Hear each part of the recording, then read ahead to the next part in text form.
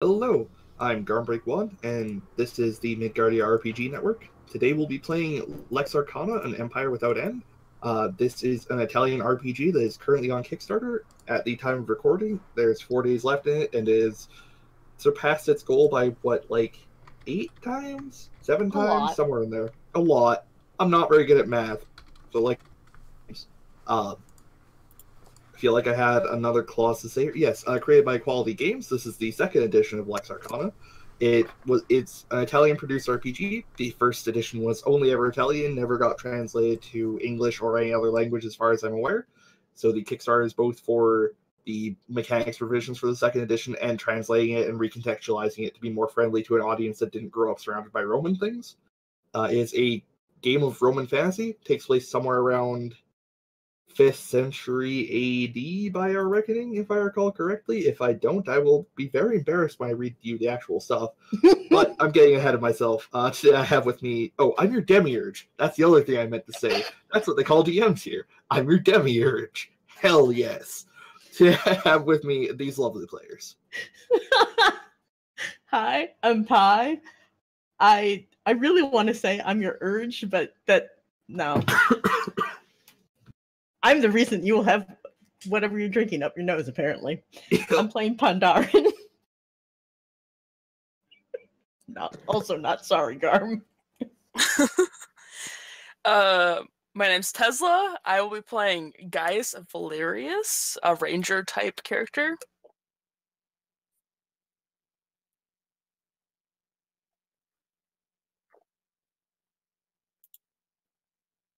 And I had to unmute myself in 2 different places. Nice one. And I am Karu, and I am playing Electra, who does things. I totally looked at my sheet beforehand. She's a fighter. She fights things.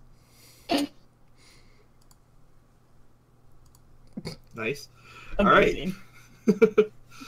That is a wonderful picture of a Roman legionnaire, I believe that is. We have a cat cam. We do have a cat cam. I'm Sorry. a big fan of the cat cam. Alright, so this is a little bit different from D&D. Big shock there. It turns out I'm capable of running games that are not hacks of D&D 5th edition. Come back next week for why I run another hack of D&D 5th edition. But anyway, in Lex Arcana, you guys take the role of custodes, which the singular is custos, I believe, of the Cohors Auxiliaria Arcana, a special chapter of the Praetorian Guard appointed by Imperial decree to search and study any supernatural phenomena. You know, X-Files is kind of like that, except for you're in ancient Rome. So, would you say it's Lex Files? Ooh, yes, that's good. Lex Files. Wow. The main difference in this timeline versus our real one is that it turns out magic is kind of real. Sorta. Magic is, in this context, not really something... Like, you can't cast fireballs, but you can scry and, look beyond the veil of the natural into the realm of the supernatural and all that fun shit. And the Empire has used all of this kind of magical foreknowledge to avoid some of the things that caused their downfall in our timeline. You basically wander around through, both the interior and the borderlands of the Roman Empire, finding weird magic stuff and beating the crap out of it, and, stopping bandits and that sort of stuff. Normal adventurer sort of things. Kind of skipping quickly through some stuff that is not super relevant right now. You all have a name and a province of origin, and your office, which is roughly equivalent to your class here. There are explorers, which are custodes assigned to the Cursus Exploratorius, who are taught how to survive in a hostile environment, track prey, and open the way for others to follow. The tutelary deity of all explorers is the goddess Diana. Augurs are custodes assigned to the Cursus Auguralis. I am very sorry if I mispronounce and butcher the heck out of any of this Latin. I am sadly a mere Anglophone, and I do not have any actual training in how to speak Latin, or any other language, really. Anyway, augurs do divination stuff. Their tutelary deity is the god Apollo. Scholars are the Custodes from the Curse of Sapiens, which is a word I actually know. So I got that one going for me, which is nice. They're scholars. Their tutelary deity is Minerva. And diplomats, well, they're diplomats. They're from the Cursus Legatorius. Their tutelary deity is Mercury. Fighters are from the Cursus. I swear I'm saying Cursus wrong. That sounds like, I don't know. Cursus Bellicus. And they're trained in the ways of fight and stuff. And of course, their tutelary deity is Mars. In the final version, there is, I believe, at least one more class, which is Assassin. I don't really know much about that. That was a stretch goal for the Kickstarter, but that's definitely been hit by now. Alright. So, attributes. This is where we start kind of taking a wild curve off of what you're used to with the old Dungeons and Dragons. You have, first off, virtues, the singular of which is, of course, Virtus. Man, there are a lot of words I don't recognize here. So these are your main set of stats. There's also Parite, I believe that's how it's pronounced. We'll get into that one in a sec. They all have numerical values.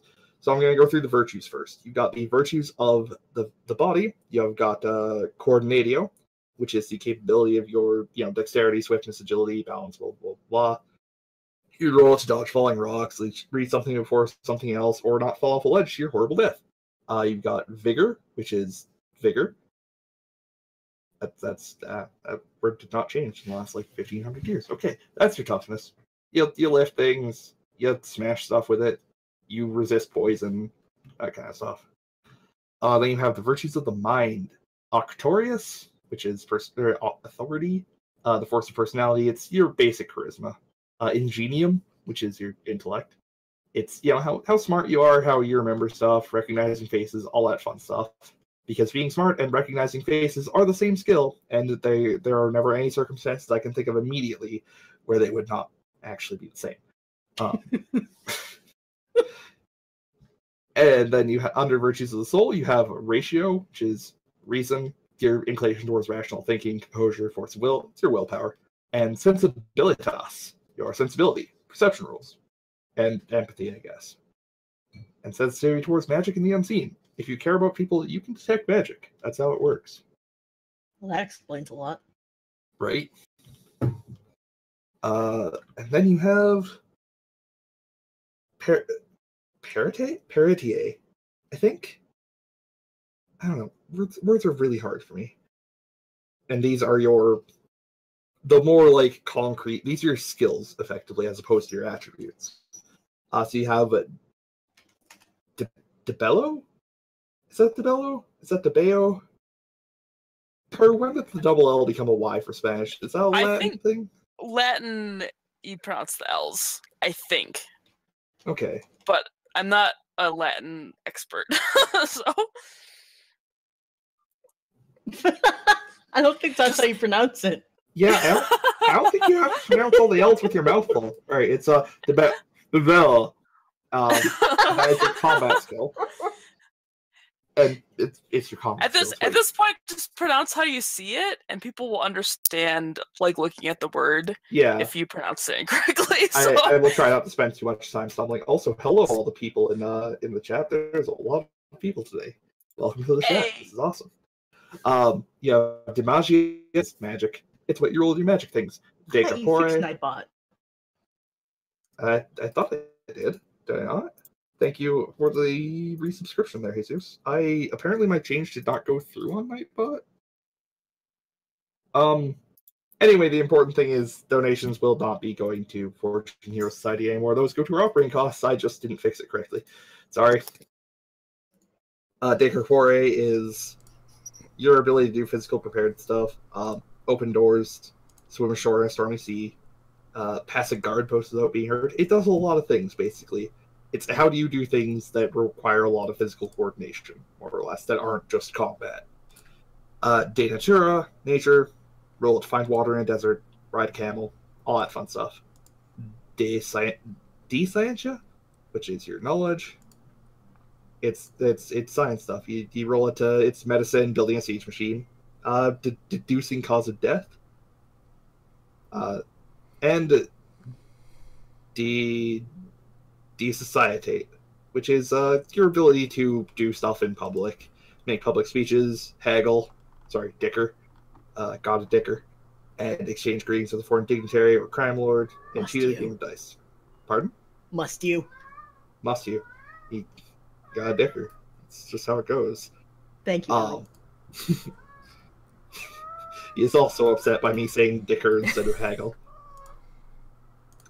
And then you have hit points. Those are hit points. Would you quiet?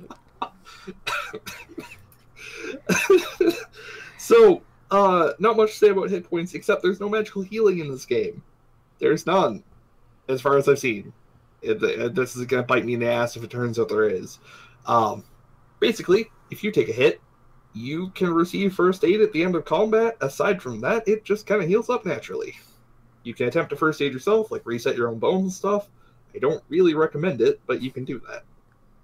And you have some various traveling equipment. So that covers the basic statistical stuff. Now we get into actual mechanics. Like every tabletop roleplay, like the majority of tabletop role-playing games, this one uses all kinds of weird, funny dice.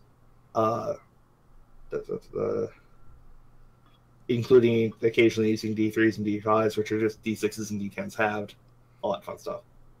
I'm looking at the sheets and there's like no D20s. Is this a no D20 system? D20 is basically if you are super hardcore. Interesting. Yeah. It does specifically mention that you need D20s. Mm-hmm. I believe this is one of the kinds where, like, the stronger you get, you move up a die size instead of gaining, like, just a bonus number. From what I can tell on the sheet, your stat is the amount of sides you roll. So if you have a 16 in vigor, it shows a D10 and a D6, which would be 16. Exactly. Yeah. So yeah, it looks like the higher your number. So I guess you have to have a 20 and something to roll a D20. Yeah. Which makes the statistical distribution a little bit weird. Anyway, because like rolling a D12 is kind of less good than rolling 2D6. So I assume there's some statistical fun in there describing what you have to actually, what you specifically have to do. I could also see a D10 and a D6 or a D10 and a D8 rolling better than one D20. Yeah. And for example, an 18 could be a 3D6 or could be D10 and D8. Yeah. We'll find out. I think it goes into that somewhere. Anyway, yeah, that basically sums up the next two paragraphs of like how die rolls work. You look at your stat, it tells you what die/combination of dice you need, and yeah, you roll those. It's usually against a target number that's either decided by me or done via an opposed check on my side. Okay. So if you're like fighting against somebody, you try and smack them in the face, and they roll to not get smacked in the face, and then you do damage after that. So then we get into the system's equivalent to the infamous natural 20. Exploding dice, my friends. We all love exploding dice. Hell yeah! Yeah. I think this is actually the first game with exploding dice we ever played on stream. Yeah, so this is going to be fun. Basically, if you roll a die and you get the highest possible score, i.e. 8 on a D8 or 15 rolling D10 plus 5, you get to roll the same dice again, adding the second roll result to the first. This is not the first time we've ever done exploding dice. Mitch Tim has it. Mitch Tim has it. Oh, does it? Also, World of Darkness also has this, if anybody watching has played World of Darkness. We'll actually be doing a World of Darkness stream later this month. I think we still have a slot open if you want to play Hunter. I will take a look at that, because I love Hunter. Hell yeah. Yeah, we're playing the Slayer variant, I believe. Jesus is rolling. Okay. Okay. But yeah, roll the highest thing. Important note here, if you were rolling D10 plus D5 and you got a 10 and a 1, you would not be re-rolling that, because that is not the highest possible score for that dice combo. Oh, so it's not both have to explode? Correct. Interesting. Which I guess is kind of the mitigating factor for, like, rolling two dice that add up to the same thing being technically... Yeah. I will say that actually makes rolling the dice on Roll20 harder, because if you roll a 402, it's going to explode any of them. Oh yeah, yeah. That's why we're not the ones making a sheet for this. Although, hey, we've done it before, and by we I mean everybody but me.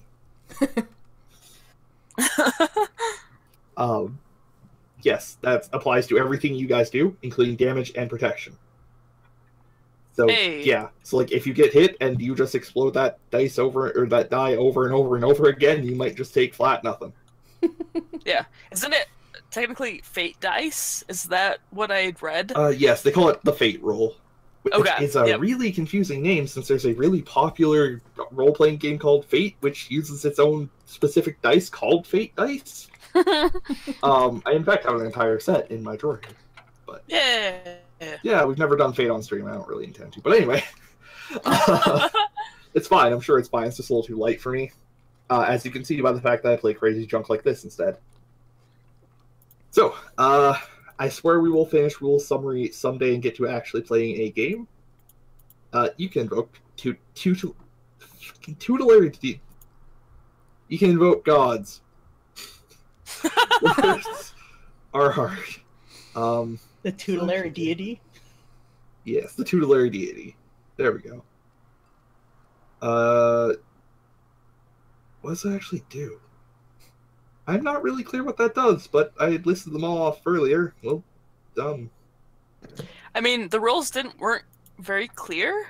I read over that section multiple times, and I'm not sure exactly what, like, invoking a god actually does, besides story elements. Yeah. Just like, hey, there's a thing you can do just so you know. I don't know if that's... It's probably more in the core book, which... Yeah. Again, you probably have to buy, so... Yeah, and like we can't even actually buy it now because it's still on Kickstarter, so... Exactly. That's just in there.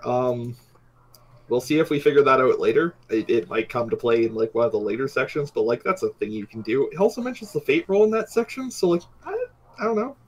Oh, enemies can't do that, just so you know. Okay. So there's that. Enemies are incapable of the fate roll, for they are not protected by the Roman gods because they're bandits or like hooligans or whatever. Anyway, action resolution. The normal kind of stuff. Die rolls should only happen if there's a like reasonable chance of you failing. I get to choose the difficulty threshold, all that fun stuff. If I am... Wait. I get to choose what you roll for it. Most often, the attribute most relevant to the action at hand will be a Peridia, but it may happen that the task is best associated with the Virtus. If I am undecided, roll the one with the highest score. Oh, hey, I found out what invoking a deity is / does. There was a typo, and it was just left out. Each cursus has a tutelary deity. For example, Electra is a fighter, and their tutelary deity is Mars, the god of war. When they use his reference Peridiae, that is Di Bello, she can invoke the god of Mars, asking for help. And in terms of bonuses, this means that Electra can roll an additional dice for Di Bello, in addition to the previous roll, adding up everything. Usually this is done when the Custos is trying to do a desperate action. Once invoked, they lose the favor of the god, losing the fate roll bonus, until he or she goes to a temple to ingratiate making offers. Ooh. I will slap this in chat as well. Okay, so it's like you can invoke a god, but if you don't succeed, you have to go, like, pay tribute kind of thing. Even if you do succeed. You can't just keep asking them for help. Yeah. Oh, okay.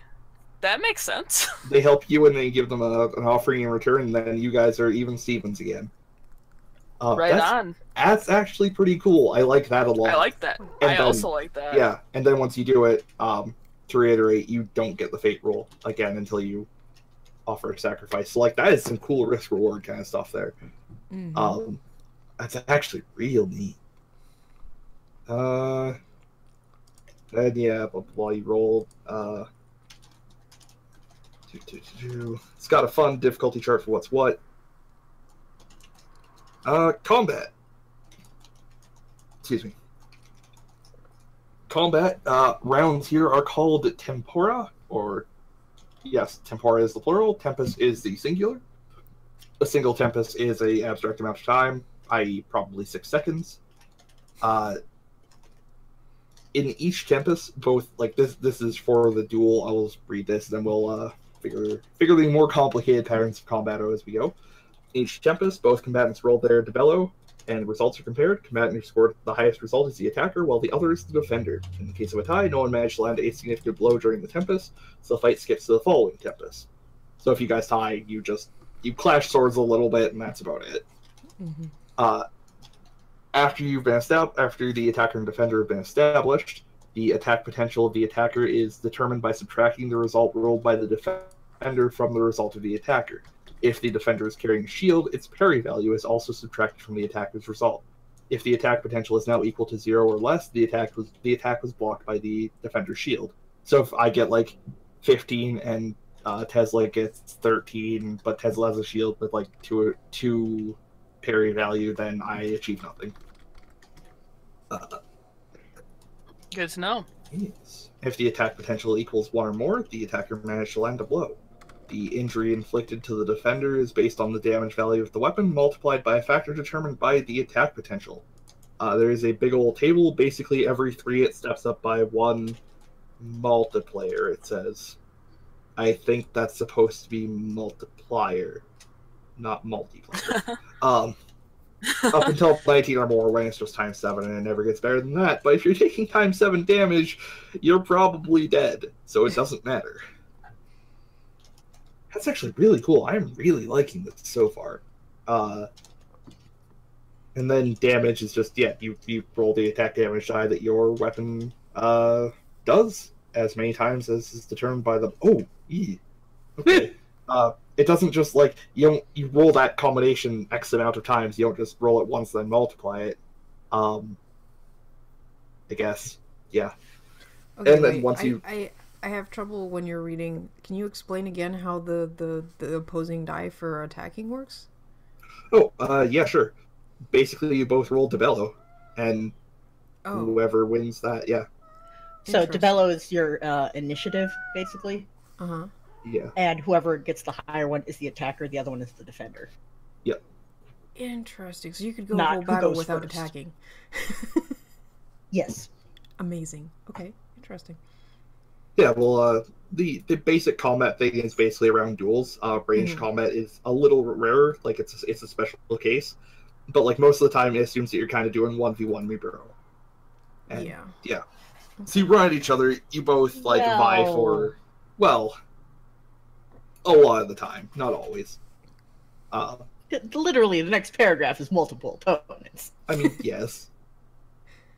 Anyway, you go at each other, and whichever of you manages to like take the initiative and put the other on the back foot is the attacker for that round, effectively. And the multiplier for damage is how much you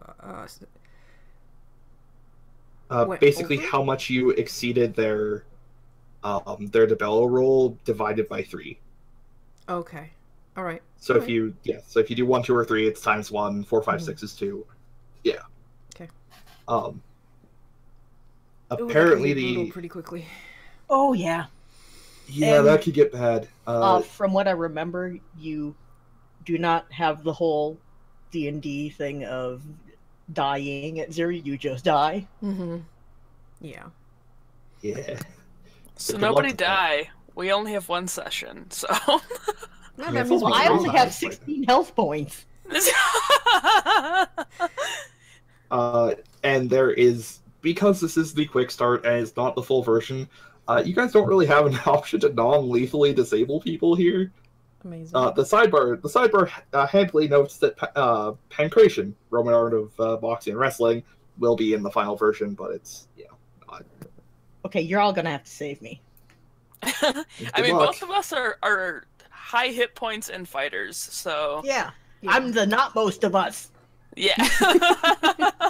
You just stand behind us and hope we don't get surrounded. I'll go ominously. That's actually why I went for Electra and not the other girl. Fair. I think Is we have Electra enough the with one- one squishy in the party. Is Electra the one from the mountains and stuff? Because that one sounds super She's cool. Yes. she's the magic one. Okay. She's like No. She's the rebel chieftain. Her father was a rebel chieftain, and she basically became a gladiator, and was really fucking good. Gladiator. So they brought her in as a fighter. Yeah. The other one was the magic one. Yeah. Zenobia? Yeah. Zenobia was Yeah. the magic user. I figured if Pi Yeah. went with Pandaron, it was better to go with a fighter. Yep. That's for a threesome, I think we're pretty set, so Yeah. For a threesome? I wasn't Is gonna that say it. what you're going with? What? Okay. It is Yep, Rome. an old, Well, an it's a old dude, threesome, not a young dude, and foursome. a woman. But in Rome, do as the Romans do. Okay. So- Demiurge. Demiurge. Okay, so multiple opponents. This sucks. Don't try and fight more than one person at once. You will die. I'm just telling you that right now. So, how multiple opponents work is you fight them in order, basically. Except for one thing. They gain a significant advantage here. First guy fights you normally. Second guy, when he rolls Debolo, he adds the result of the first guy to his Debolo roll. And the third opponent adds the preceding two to his Debolo roll. Debella. So, Debello. Shit, you're right. I'm good at words. They're both red letters. Anyway, yeah, so, you know the scene in Shaun of the Dead where they stand around a zombie beating them with, like, pool cues? That's basically what's gonna happen to you if you fight 3 people. Yeah. Uh, It makes sense. This is the second time in 2 days you've made that reference. It's Yeah. really good. It's an iconic scene. It is a work of cinematic art. It's also accurate to real life what happens when you fight multiple people. Yeah. I mean, up to a point, yeah. Yeah. I'm not going to go into, like, a side thing I've read about actual trained martial artists in that situation. But anyway, ranged weapons.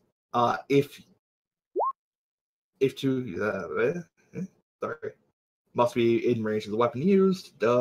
If two combatants target each other with using ranged weapons, they both get to make ranged attacks at the same time. In this case, the attacker is automatically established as the character using the ranged weapon. The attacker rolls Debolo, opposed by the defender's roll of De Corpore. AP, shield, defense, and damage are all determined normally. Basically, instead of attacking their combat roll, you're attacking their ability to get the hell out the way of an arrow. Mm-hmm. Also, you may want to check your character sheets and see what they actually have. For example, Yeah. I have a club and a frombola, which if you look it up is a sling. Yeah, I had to look both of mine up. You because may need to look that up. I had to Yep. look both of mine up. I have an Ensis, and I'm like, okay, that's fun. Let's look it up. Okay, that's a sword. Okay, cool. And I have a Toxon, which I had to figure out with Google a bit, because Google was like, What's a are you tox sure off? you don't mean toxin? And I'm like, no. Eventually I found out it's a type of bow. Are you sure it's Yeah, not but the little X-shaped companion thing from Warframe? The taxon. Oh, right. Yeah, it's yes. Taxon. Yeah, same with Arcus. Like I was like, I don't know what an Arcus is. It's a bow. Yeah, I have a bow and a sword. To be fair, at least that looks like, hey, a bow is an arc. Yep. There's a giant note on the Kickstarter page going, you don't have to be a professor of, like, Roman history to understand this game. And I'm like, are you sure? Are you I sure? need to send this to Kenny.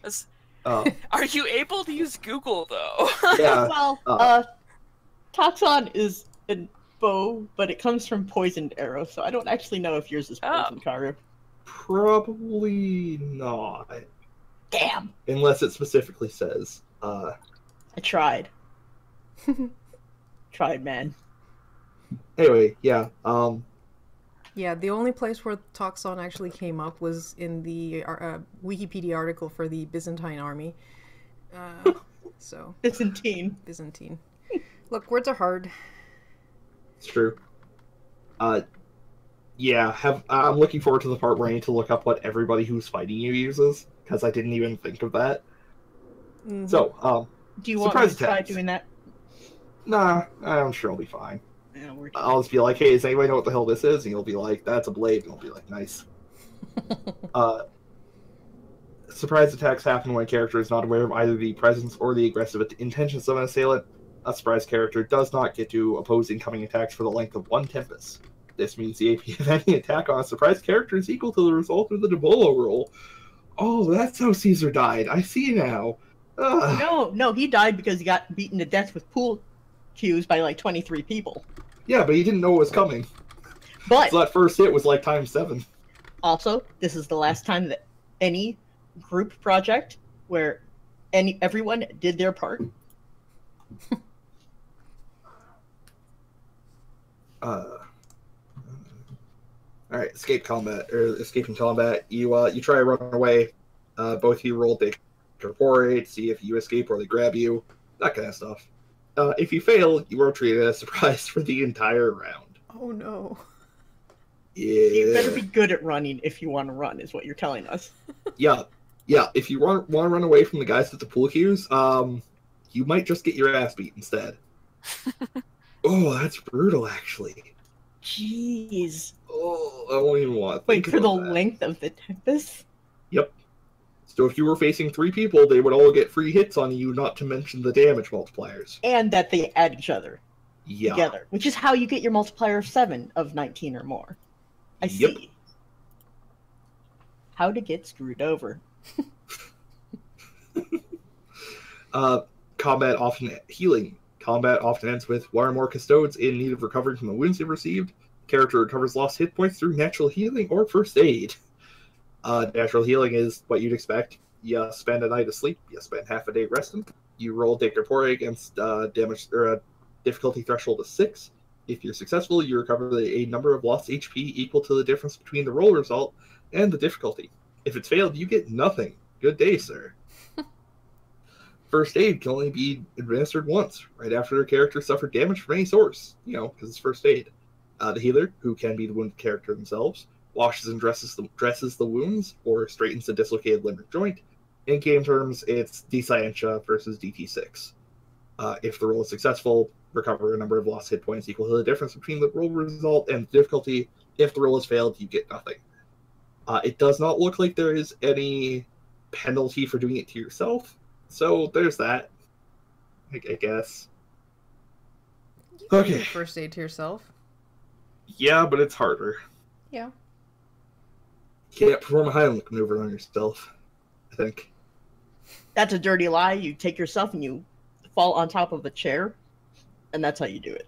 Oh, well, shit, there you go. Or a host, for example, if you have a staircase. I'll keep This that is in mind. brought to you by the Paranoid One. Ah, yes, the only paranoid person in Midgardia. Alright, magic. You do divination things. There are rituals,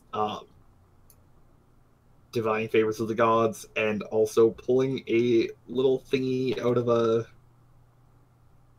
Wait, is that not in here? Where is that? There is a big list of rituals, which I really should have read before this. This is really long. Oh god, nobody picked the healers! It's okay, you don't really get to heal anyway.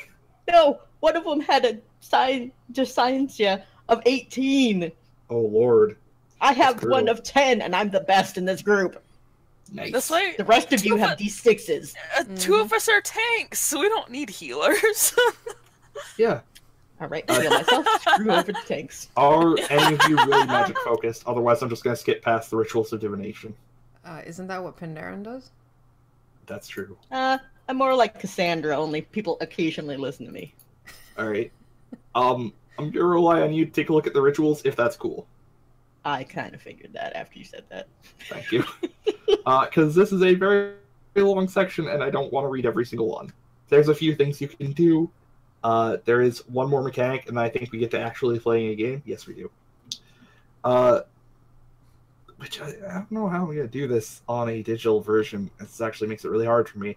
The sorties, or sortes, maybe? Sorties. Good enough. Sorties, yeah. Singular source. So basically, how this is supposed to work in a physical incarnation of this game is I have a bag full of like slips of paper or like clay tablets or whatever. Canonically, they are thin metal tablets. These tablets have inscriptions on them, and they're used by superstitious members of the Cohorts Arcana, i.e., everybody in the Cohorts Arcana, because that's what we do, to find out more about Destiny during a mission. At the start of the adventure, I would put all 18 of these sorties counters into an opaque container. If there are less than 5 players, remove the tablets. Okay, yeah. I would put 16 in because I would have to remove the ones from the characters that are not currently being played. So you're telling me is you roll a d16. Yeah, basically. But the Yeah, problem it's with real that, difficult to do. no, the problem with that is that I'm not supposed to know what you draw. Only Oh. you are. So Yes. we roll it and you give us a table. Yeah, basically. Well, more likely I will just PM you what you get. Mm-hmm. But then you know. Yeah. His That's true. job as GM is pretending not to know. Yeah. Wait, Also, once we roll it and we use it, like, does the DM ever get to know what we rolled? well, when you use it, I know. Okay, like what's an example of one of them? Just give me a sec to finish describing the actual mechanic, and then I'll go find sorry. them. That's okay. So, there are a few interesting things about this. Not all of them are good, for one thing. And you have to use them by the end of the adventure. Or else? Or else, basically. Or else you lose the favor of the gods, if I recall correctly. Or else. Yes, you or else. Also, you cannot tell the other players what you have. The penalty for revealing any information about it is the displeasure of the gods. You will lose your fate roll. Oh, Yes. You also lose your fate roll if the game session ends and you haven't used your tablet. This is especially important because some of them suck for you. So yes, unless you get the one that says no effect, in which case you're fine. All right, yeah. Page 49 of the PDF. Okay, so we haven't read these yet. So, we only pick one. You said. For the session. Yes. When are these picked? Like at the beginning of the session, basically. You can say at some point we would like draw sorties, and there are a few limitations to it. You can only do it once per session, but also you can only. It has to be done with. Each character can only do it once per adventure. So if we extended this to like 3 sessions, if we don't finish tonight, maybe we will do more at another point in time. Mm-hmm. But if this adventure if this module takes like 3 sessions, you would only be able to draw it once each. Okay. Like per player. What I'd suggest is, since we all have the page with the sorties, is we roll the number publicly. So it would be a D16, you said, because we're only 3 players, right? Yeah. And then we just note that number down, so then if someone else draws and they get the same number, then re-roll, Then basically. Yeah. Yeah. That way, we haven't read them, so we don't really know what everyone gets, and we all have the PDF, so we just look up whatever we got. Yeah. That works for me. Is there do we have to draw one at some point in the adventure? No, that's up to you. But if we do, then we have to do it. Yeah. Correct. Huh. Oh, and a couple of them are, hey, give this to the DM, he's gonna fuck your life up. Just so you know. Wait, what? Yeah. Nice. Important. Pass this tablet to the Demiurge. Before the end of the session, you will witness an ominous event. All right. So before we actually get into it, I would just like to say, so far, really impressed with this. This seems super cool. This system is pretty sweet. I would definitely hack this into a Star Wars game. Hot diggity, would I ever? Oh my god. Well, think about it. Like the combat mechanic and also the like looking into the Force for Visions thing works great for this. And I love me some Star Wars. I am not paid by Lucasfilm or Disney, I promise. They could not pay me enough. Alright, that was nearly a solid hour. But does anybody have any questions? How are we not going to die 10 minutes in? believe in yourselves and also the gods. And the heart of the cards. I see. All right. The heart of the tablets, yes. The heart of the tablets. I have one question. Yes, my friend. Because I don't know if I spaced out or it wasn't covered. What does the parry rating of shields do for the fighting part? Alright. So if you're defending, if your Dibello roll was, or Dibello, sorry, Dibello roll was exceeded by the enemy's Dibello roll, you basically take the parry rating off of the value that they use to determine the multiplier. So yours is, what's yours? 17. Oh, parry rating is 3. Oh, jeez. I was really concerned for a second there. Her shield is the size Wait, of what's America. I mean, to be fair, it is a tower shield. Yeah. Okay, Lord, you nearly gave me a heart attack there. I was like, I'm never hitting you. No, 17 is my Dibello. What? Okay. So if somebody attacked you and exceeded your Dibello by 4, instead of having a 2 times multiplier, it would be knocked down to a 1 times because they would have effectively exceeded it by 1. If they exceeded your Dibello by 3, you wouldn't take any damage at all. Mm-hmm. Because it would be 0 or lower. Because huge shield. Okay, that makes sense. Because you, right. yeah. Which is actually just a really elegant mechanic. I like this game a lot so far. I like back this Kickstarter. Alright.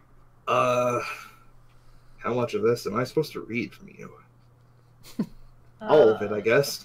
It is spring in Gallia. The player characters have spent the last few days in the Praetorian castrum of Lugdunum, the capital of the province. Years passed since your Inquisitio, I think. And this is your first official assignment after the rigorous training that has made them custodes of the Cohors Arcana. A safe task, apparently, as Gallia was conquered centuries ago, and its borders are not threatened by the enemies of Rome, of which there are, I assume, many. At the castrum, the custodes refer to Marcus Nepos, an old magister of the Cursus... A girl... Damn it, this is hard. Cursus Auguralus, whose wrinkly face is constantly brightened by a benevolent smile. One morning, Marcus summons the custodes to his lodgings. His expression is less cheerful than usual. I have spent the last few days in the grip of an unpleasant feeling. Whenever I look, I see strange, unsettling signs. It started with the bizarre flight patterns of a flock of starlings, slowly fading into the northern sky. Then, I noticed the stump of a long-dead tree along the road going north that started producing new sprouts. I stayed up for the past 2 nights to observe the stars, trying to draw on a specium, an answer from the gods, but all I got was silence and a terrible headache. I'm afraid I'm too old for this. This is why I need your help. You'll travel north to the Castro of... Augusto Dunum. There you will start an investigation and report to me the results. That's basically your thing here. Oh man, I have a map for you guys. Badoo. That's the sound changing to the map makes. Bedoop. Bedoop. What city were you guys just in? Changing to the map is apparently like plugging in a USB device. Yeah, that's how it works. Plug in knowledge to you.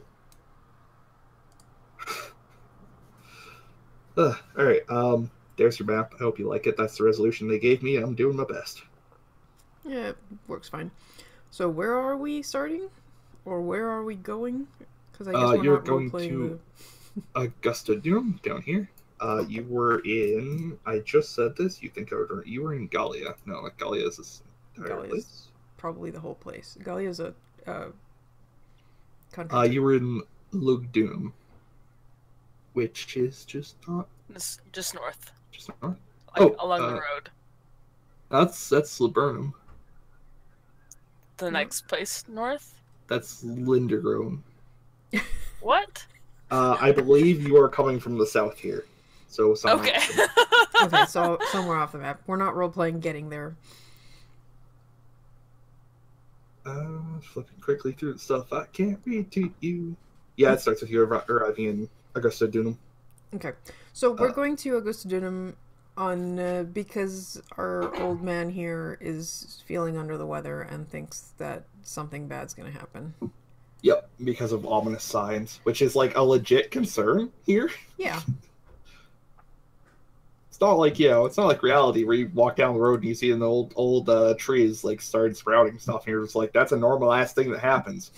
in Lex Arcana, you're like, holy shit, we're all gonna die of plague. It's a wonderful place. I have a lot of questions about it, but anyway, yes, you. I think my favorite part is we have no idea what we're looking for, but this is our job. Hey man, there might be some magic shit going down, or it's a bunch of perfectly normal things I'm interpreting wrong. One of the two. Maybe I'm just getting old, or maybe it's the end of the world. It's a real concern in Rome. So anyway, you guys make it to Augusta Dunham with no real concerns. You find the castrum, which is where people are. Would you all give me a roll for your sensibilitas? Why did I close my sheet? That's a really good question, actually. Because she didn't have sensibilitas. I couldn't have precious stop little. myself. I have precious little, I'll tell you that.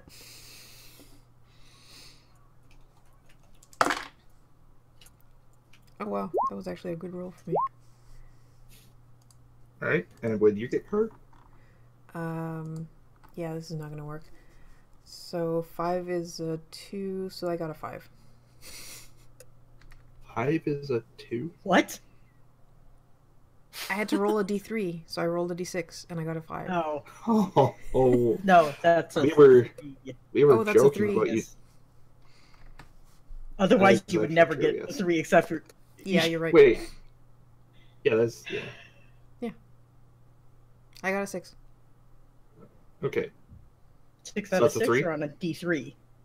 No, I got Just a roll on D20 if you can't do this. No, I will. I will from now on because this is too complicated. But no, I had a d4 and a d3, and I got a 6. Okay. Okay. All right, we did it. Okay. So, good news. As you enter town, you realize that the soldiers manning the defenses look even more superstitious than usual, which is like a damn sight for Rome.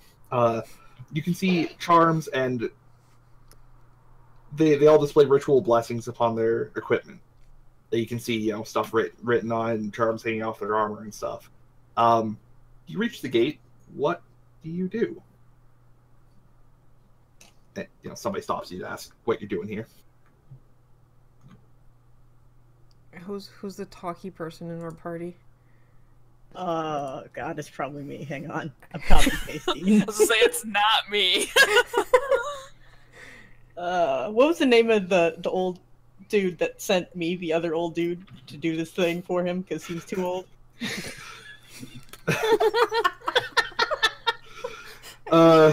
This session is gonna go so well.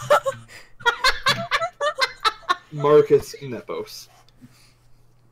Also, I'm terribly sorry to the writers of this game and module if we only get like halfway through and forget everybody's names and stop there. But so far, cool system. Why would we do that? This is fantastic. Yeah, no, this is a really cool system. I'm liking this a lot. My good friend Marcus Nepos, a fantastic augur in his own right, has seen the signs of something happening here. We are here to find out what. Karu, no. See, this is why you got my lantern. Behind him, I'm gonna kind of bare my sword like I'm ready to fight. All right. If that does anything. You also have official stuff saying who you are, because man, the Romans fucking love their documentation. Of course they do. It's a whole thing. And thank you to the Romans for doing that. It's the only reason we know half this stuff. Right. Yeah. All right. So you guys get let through and sent to the castrum, which is where people are.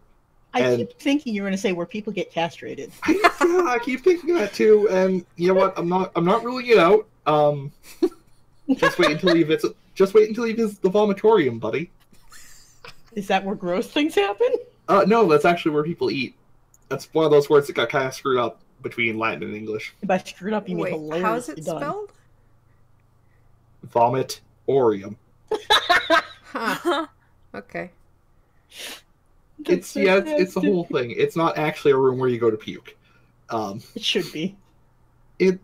I mean, I'm not saying it doesn't happen, but it's like it's incidental. You puke accidentally in there. Are you sure? I know. Aren't these the guys that vomit so they can keep eating? No. Yes. Yes. No. It comes okay from the etymology that I'm looking up right now. It comes from the word in Latin "to cut up" / "to slaughter." So The slaughtatorium? yeah, I guess it means like we're going to a place either to eat or to be eaten. Well, you cut up the meat, right? Right? Yeah. That's. I mean, you're So, slaughtering. like- I'm assuming you're slaughtering your food so you can eat it. Yeah. The costrum, quote, is a cutting tool or a knife. So. Castrum. Castrating. C-A, not C-O. Well, It's KOM in the Greek. So I'm doing a 1-to-1 between Greek and Roman, and I'm pushing this forward. Like, Oh, If you really want to know, I can. I mean, it probably has a bit Wikipedia- of both, yeah. Yep. Wikipedia tells me that castra are buildings or plots of land used as fortified military camps. that I was gonna also say, could because be of the whole true. cutting thing, I mean, it makes sense to call a military camp that, because swords. It's the Yep, cutting that's also place, true. too. Yeah. The place with blades. The place. Was With cutting technology. Knives. Yeah. Let's go to knives. Let's go to knives. the place with knives. Was Oh was that Hobbs or Earl? Hobbs is in the living room. My lord. So loud. He is the loudest boy. Okay. Anyway, you guys find the castrum, and you're greeted there by somebody who looks like a fairly high-ranking officer. Once again, he's got charms all over all his stuff. And greets you. He says, "I am Theodosius Antenor, the legatus in charge of this castrum. You must be the group of scouts sent to deal with the brigands in the north." Wait, weren't we from the south? Okay. Guess we're from the north. No, you No, came from we are the south going sent north. to- We're The dealing bandits. with the north. Oh, Yeah. okay. I thought he said As we far were as coming he's from... concerned. Yeah. No. Okay. No. You are these scouts that are not from the north who will deal with bandits who are from the north. Right. I know we need diagrams for like every sentence I say, and if somebody can figure out how to do that automatically, I would put that on every stream I do. That would be so cool. Anyway, Nerd. yes, I know. So I assume you all give him basically blank looks, because that is not at all what you were sent here for. Yes, it totally looks like I was sent here to deal with bandits. I'd like to point out. I just go like, Yeah, guy. No, we're from the Cohors Auxiliaria Arcana. Does Yes, it look yeah. like I'm here to deal with bandits? No, you could be. I've learned never to underestimate a wise and elder. Whippersnappers. In any case, the Pegasus. I really should have spent like half an hour trying to pronounce all of these names before we got on stream, but I did not. That's The Pegasus nice, man- great.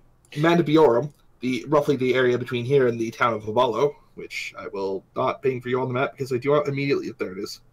Boop, way up there. Oh, about Basically, Wow. this entire map Ugh. Rude. is a den of murdering brigands, a true thorn in our side. This region is rich, and many locals profit from the dense forests and abundant streams and rivers. Traffic on the Via Agrippa is dense, but everyone is becoming increasingly afraid of being attacked, so much that we had to provide traveling dignitaries and rich merchants with armed escorts.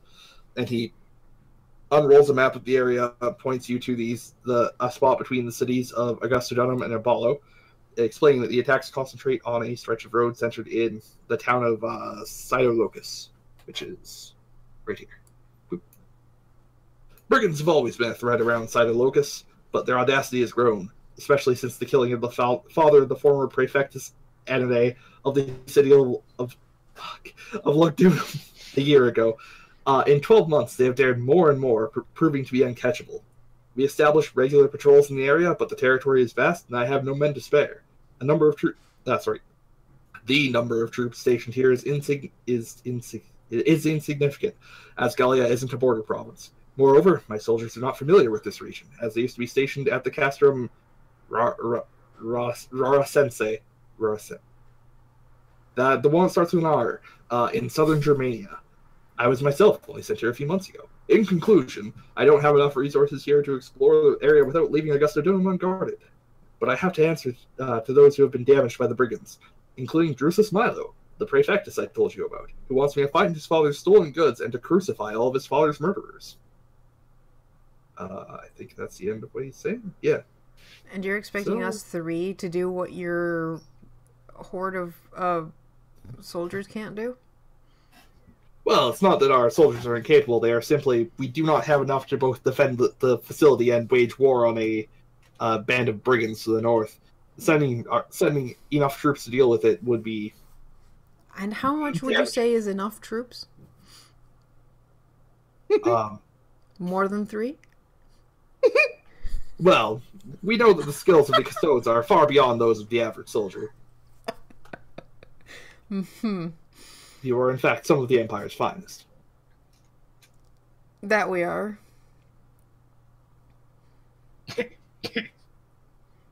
Though some of us are growing old.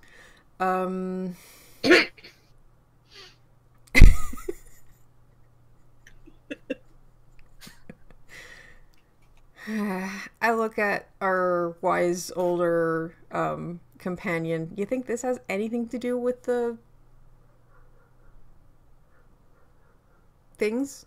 What now? The portents. This seems a bit more mundane than we're used to dealing with. Well, we will gather our things, and I can perform a ritual and see what the gods will of us. That sounds perfect. I turn to hit the guy that was talking to us and goes, so you have a place where our friend here can do some divination? Yes, absolutely. And he, leans into a room nearby and looks at some soldiers who are, polishing weapons and just, waves for them to move. Gentlemen, the custodes need this facility for the rites to divination. Would you kindly? And they all, slowly move out. If you say it like that, it's going to happen quickly. Yep, wouldn't want to call down the wrath of the gods. Just watch them they move hurry faster along a bit. as you hear that, yes. They're quite jumpy about that, Well, especially if they're extra jumpy, as you told us. Oh, goodness. Oh, yeah. Does anybody want to try and see if you, look at the map and see if you remember anything about this area? Before you get straight to divination? Sure. Wait, Give am me I decent even inch from rolls. this place? Wait. Decent inch. I am Decent definitely not from around here, I will tell you that. I've probably heard of this place. I've heard of everything at my age. It's just close. Wow, I got a 1. I got a 4. Ah, no, not that one.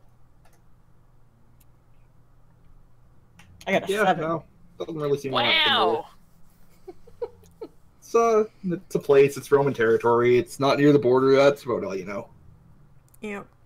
If something Seems important safe. has happened here, you are unsure, yes. Also, only one of you was even capable of passing that. I'm standing Which at the tells door, me it just, was like a 9 or something. examining my sword. Just I have no idea what's going on. I mean, I'm It was from yes. Dacia. I'm not from wherever we are Yeah. now. Gallia. I mean, the whole point of me going around is to learn about new places, but this is entirely a new place for me. Yeah, and this is explicitly your first assignment as well. Yeah. Well, it says that I traveled before a bit, at least. Though mostly just went to the gladiators, They're very Right, happy to be doing what they're doing. All right, maybe that'll make it. Remember. Straight face. Okay. So you want does to do? Sorry. Pandaren have anything helpful to say?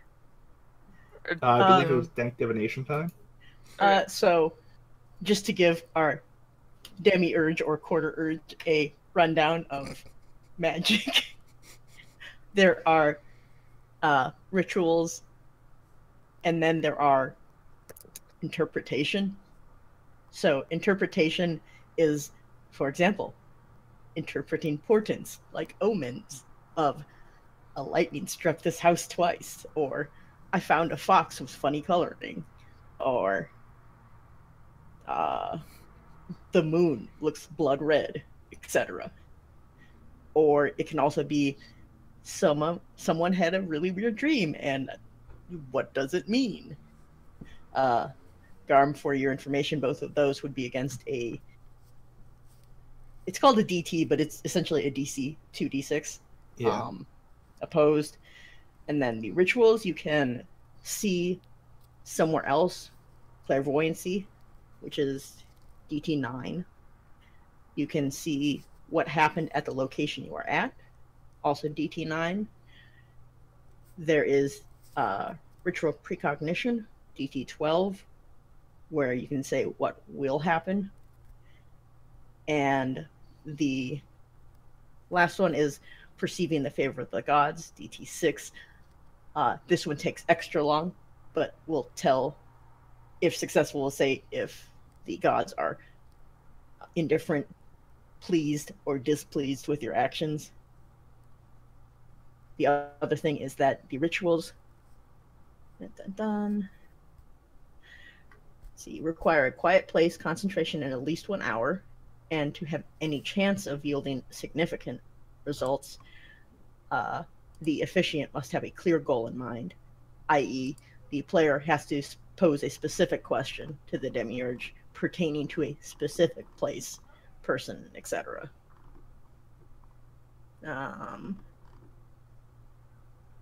I cannot interact with the vision in any way. Where did you go, sentence? No, don't paste over it. The officiant receives a brief vision, which appears on either a reflecting surface, in flame, or in smoke, etc. And the information the officiant is able to gather is up to the players. The ritual does not automatically give you information, it just gives a vision. So, All right. That's kind of up to you. But that being said, I would try a ritual of clairvoyance to see, allowing me to perceive events currently occurring somewhere else in relation to an object, an individual, or a location. It shows briefly the area where the object can be found, the place where the wanted person is, etc. Questions I could ask are, where are they now? Where is the gladius? What is going on now at the temple we went to yesterday? And so we were told that the bandits were in Abalo or attacking Abalo. They are between Augusto Dunum and Abalo. Attacks seem primarily around Cytolocus. Okay. So he also mentioned that they had stolen some things from the person in charge. Yes, they had kind of yeah, the father of the current prefectus of Abalo. No, sorry, yes. Was it Abalo? No, of Augusta Dunum. Sorry. Mm-hmm. His father had a bunch of stuff stolen by him. Would that be specific By the enough to bandits. look for, like, where that's been stashed? yes, but it would probably just give me like the inside of a cave or a hut. That's less than useful. You're right. Okay, should I ask where we could find the bandits now? Or should we still try and find where the stuff is? Because perhaps it will be somewhere easy, and then we can only have to look through caves or something. Pull out huts right away, yes. Exactly. Could you, like, divine where the bandits sleep? Maybe that would be a broader vision. Because where they are now, they might, like, yeah, where their sleeping location is. Because if we go like, where are they now? They might be on the street picking on some poor fool. I think an issue with that might be that you don't know exactly who they are. We don't have like a wanted poster of anybody, a clay tablet. It's just kind of bandits. So they don't know who the leader of the bandits is or anything. They are unsure, yes. Although, damn, crime solving would be so much easier if you could just be like, hey, I want to know where the murderer is. Yeah. Yeah, it just shows you a place like, but did I do this right or not? I've seen Minority Report. I know this goes well. Did she ask who it is? So we can just walk along the road and just, like, try and find that person? No. Hey, comrade, are you Gaia's best artist? What's up, man?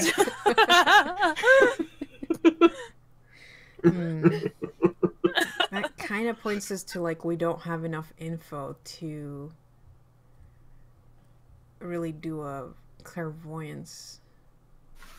The other thing we could do is we could go to the man's father in Augustodunum and try a ritual of retrocognition. And since he's missing things and we don't know what he's missing. Right, so we could try perhaps looking... we could see what this bandit looks like. Yeah, I like that. It's true. You could also ask around with the soldiers before you leave, see if they have any information, if you're interested. They are terribly unuseful. All they do is know how to hit things with sticks. I mean, that's true. Yeah, if we could go to the place where things were stolen and you could, like, watch the security camera feed of what happened that night...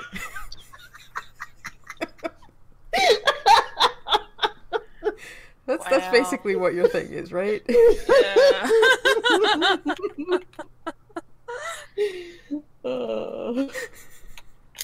I will put the description of the ritual, even though I like that one way better.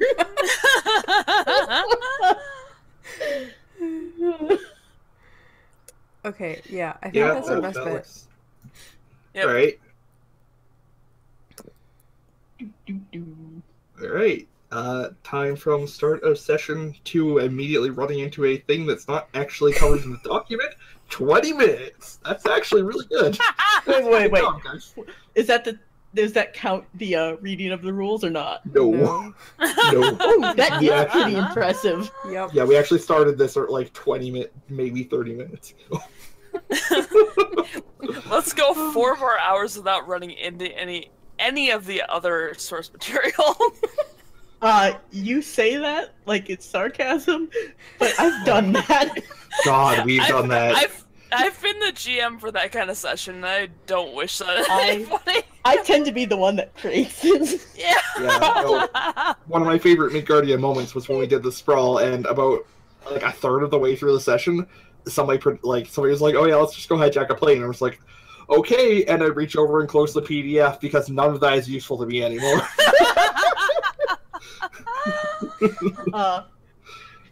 Yeah. Karu, I'm guys, so go sorry. check out our YouTube and watch that game. It was fun. Or the time where I made her regret putting things that are atmospheric to a town. Or when we found an entire continent she didn't know existed. Hey guys, isn't there a flying continent? Yeah, let's go there. And I'm like, wait, what? There's always good stuff on the flying continent. Alright, anyway, magic security time. Oh, I wish that wasn't so dead on, but that's absolutely what it is.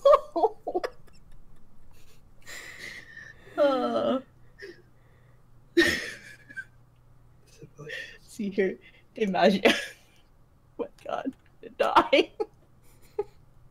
Okay, yeah, so I'm giving you a 2d6 for your damage threshold there. No, that is the DT9. Or, oh, 2d6 is if I'm trying to interpret things. Oh, okay. Alright. All right. This will go great. Nothing bad can happen here.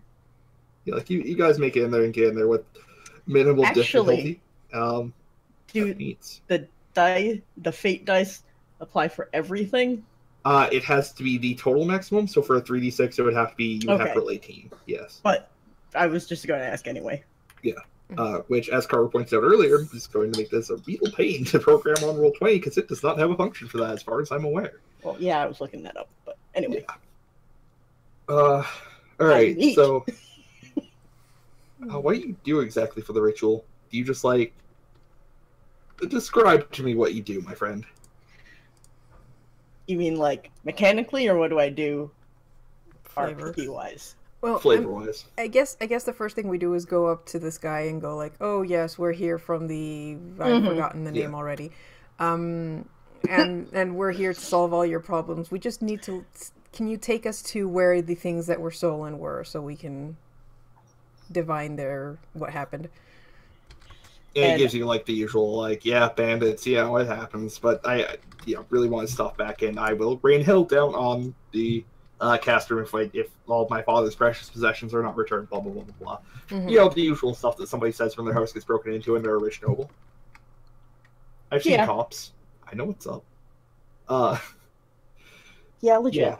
So I'm going to take my pouch of exotic spices, which smell very strangely of oregano and cinnamon, and sprinkle them around the room where most of the stuff was taken from. I assume it was like their museum room, because rich nobility. I've seen Sherlock.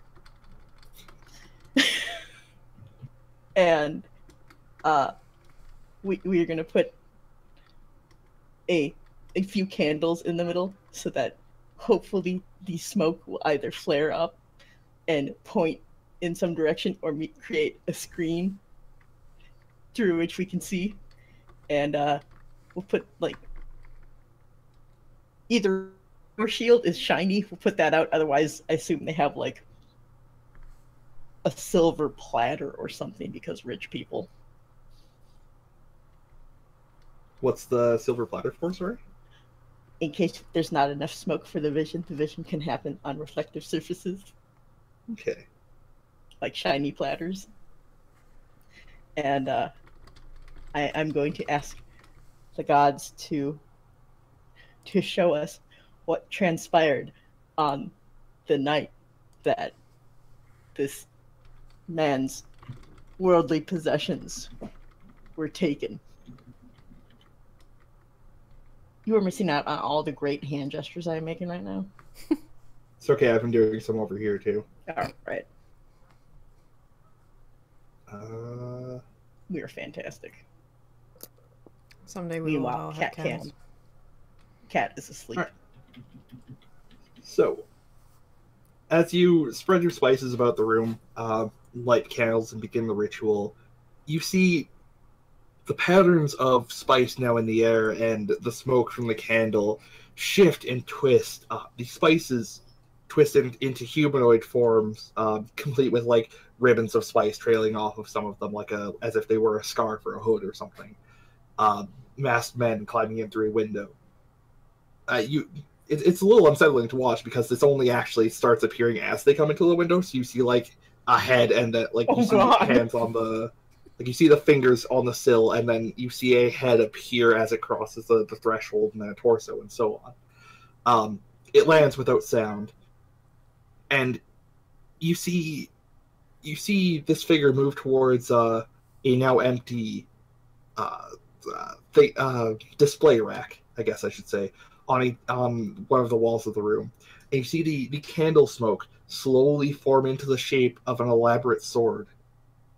And you see the red spice phantasm pick up the gray smoke blade and look at it, do something to screw up some sort of locking mechanism, which I assume was there.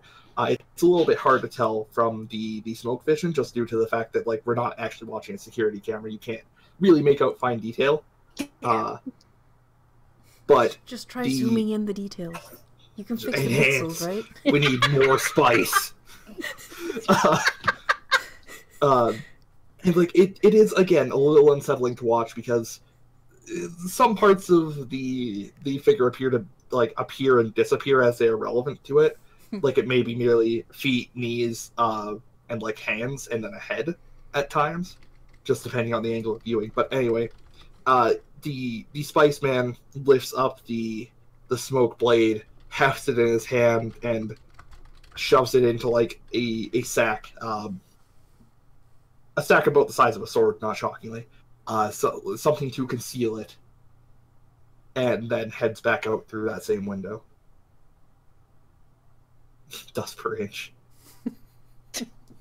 All right, and that's about all you get from that. And in character, I am not disturbed by this in the slightest because I've done this before several times over. Oh yes. Mm-hmm. I'm probably It's just also- fascinated watching this because I was like probably expecting more of an esoteric vision that only he can see, and then suddenly all this starts happening, and I'm like, oh, okay, huh? Okay. It kind of depends on the kind. Like sometimes it's a freaky trip sequence, sometimes it's a bunch of spice and smoke forming into figures as if we're watching like the crime sequences from Crossing Jordan. But You know, this seemed more useful since it was a large room. yeah. Yeah, Gaius is definitely both awed and terrified. Like, he doesn't want to be a part of this. I mean, honestly, That's like fair. it may be a little unsettling to watch, but it's nothing new for any of you. This is No. what the Empire does. Like this is their main Mhm. source of power is that they can do this kind of weird stuff. Yeah. You're probably more impressed than anything else, really. Oh yeah. I mean, Gnarly. it's kind of why my father decided to, stop fighting these bastards and join the Empire. Yeah. I would watch CSI set in this setting. I just say. Oh, God, I would too. Oh man, we are probably gonna end up running this once it's actually out. This is really cool. This is really fun to describe. I like this magic. We'll see how the combat actually plays out, but it sounds Mhm. really cool. So I have one important question. When Yes, my friend. when the all this mumbo jumbo finishes, does all the dust and spices just fall to the floor unusable, or do they like return to the pouch?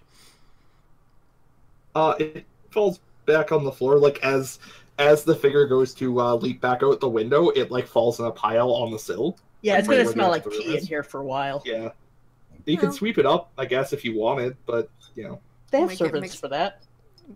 Well, it might be rude to just leave piles of spice laying around. I mean, come on, this is the like owner, like the ruler of Augusta Dunum. I'm pretty sure he's got servants to do that kind of thing. Mm-hmm. And I You're don't right. think you want that with dust mixed in. Like, it's got to be pure. It adds character. Put that in your tea.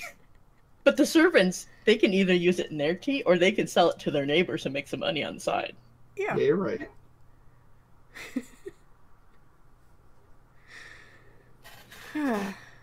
Right. Actually, in ancient Rome, they would get in a ton of trouble for selling like tainted spices because they were hardcore about that. This is where bread stamps come from. Remember?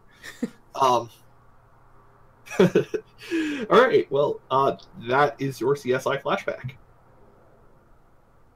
What would you like to do? Well, we are looking for a fancy sword. Did any of you fighter types see what kind of sword? Was this a normal sword? I can't. Is the owner of the house still watching? Yeah, sure.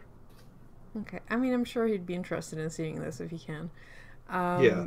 Like, where'd my stuff go? Yes. Yeah, so as Yeah. Pandaren is like, well, did one of you recognize what kind of sword? I just go to him and I go, so what type of sword did they steal? Damn it. Just give me like 2 seconds here. It's a pre-Roman blade that had been recovered by my father from somewhere outside Gallia. He brought it here when he first came to this area, but that's about all I know of it.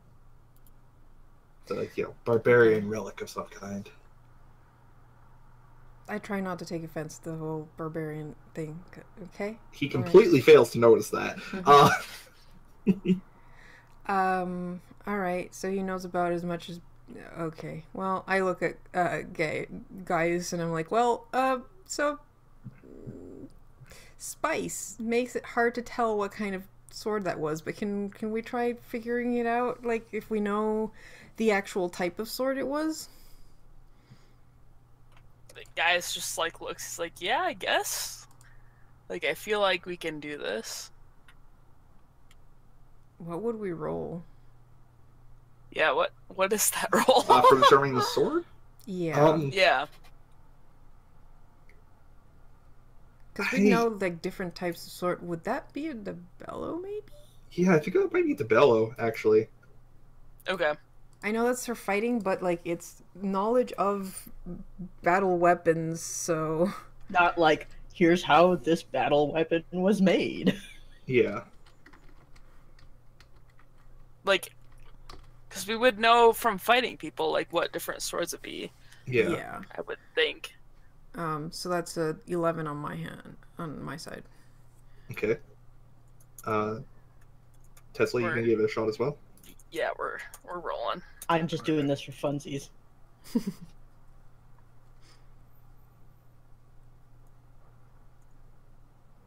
Alright, Electra. Wow. It's... You may have seen this in, You were the one who was from the mountains, right? Yes. If I recall? Okay. You may have seen something like this in a trophy room of your tribe somewhere. Like something that had been captured from enemies. Mm-hmm. You would know that the design does originally come from approximately this area, Gallia. This is a Gallic blade of some kind. Mm-hmm. This one is really fancy compared to what you know. I'm not really sure how Gauls pimped out their weapons, but I'm imagining like it has fancy like tassels or a ring coming off the bottom of the handle. It's got like this is a very fancy this is a sort of blade that looks like it may have been held not by a common soldier but by a leader of some kind. Right.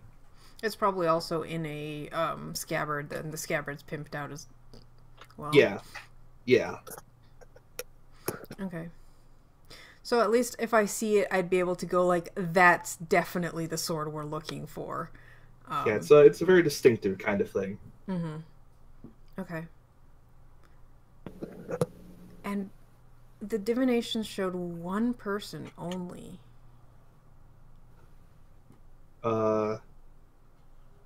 There was I think there was more than one in there, but only one actually interacting with the blade. Oh, and we only got to see what? Okay.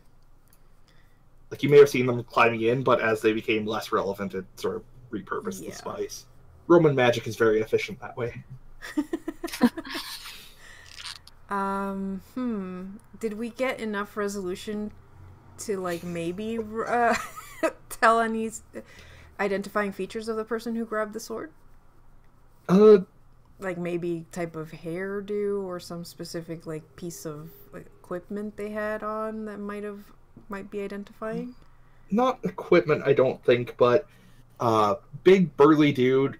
His hair is long and braided in a manner that would be somewhat unusual for the area. Mm. Okay, so we have that to go on at least. Yeah. Okay. And given the fact that he came here with like a bag approximately the dimensions of the sword, he was prepared. This individual is here for this purpose. Yes. Yeah. Like, nothing else seems to be disturbed. And they went specifically for the sword. Was the sword on display, or was it? You said it was on a display case.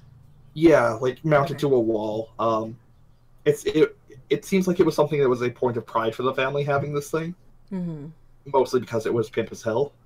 Yeah. To use the official Roman term. Pimpus, I believe.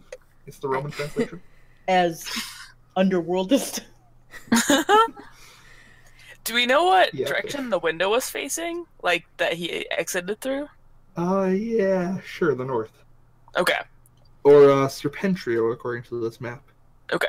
So, my big thing about this is these bandits are supposed to be active way farther north, like 2 cities to the north. But they came here specifically for that sword. Active throughout the area, just primarily around I mean, Locust, it yes. probably also has to do with the fact that this place probably is a lot more defended because it's the city. Yeah. I look at my companions. Do you think maybe one of the servants gave away that there was a fancy sword in here? From my personal experience, most people know if somebody has something of value. So I think if it was something specific, then yes, it was the servants. But Well, most it does seem most to of the be townspeople. true, but it is a specific sword they came after, not any of their other. You know, you'd expect to find good stuff in the. What's his position's name? Praetorian, I think. I could be mistaken. That sounds wrong. Prefectus. Prefectus. Yes. Okay. In the Prefectus house, you'd expect to find something, but they came specifically for that sword and not any of the other beautiful things that are in this house. True. Panning shot of various vases and so on. Yeah. Also offhanded, like, comments so to make this guy feel good. Yeah. Should we ask the servants? I would assume we move to the town at least at the very least. So Onwards up to Cytolocus, or that's my vote. Sounds good. all right. I do not have coconuts to clap together, but we will do our best. You were provided horses by your benevolent lord and master. I'm not walking all that way. Well, yeah, of course. Whoever's streaming, can you put a picture of my character up so I'm not like, I don't know, 40.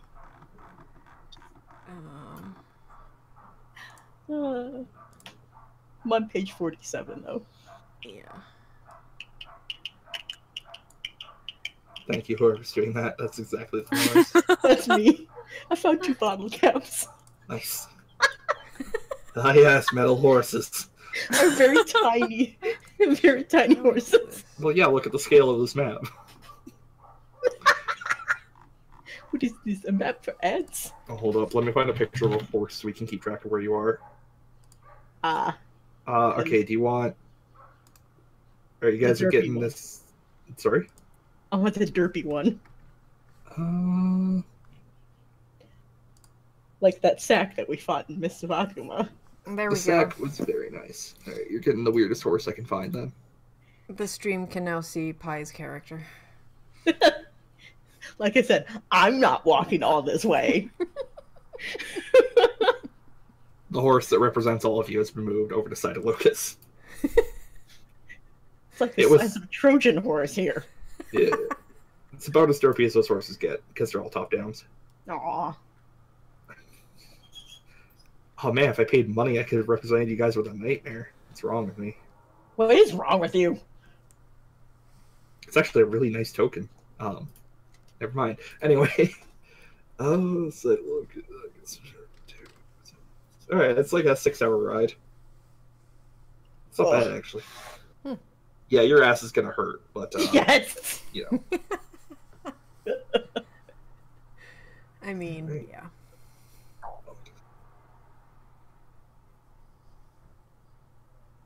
Give me 1 sec. I mean, they had saddles already by this time, so. Yeah, your ass is still gonna hurt. Oh, yeah. After like 6 hours.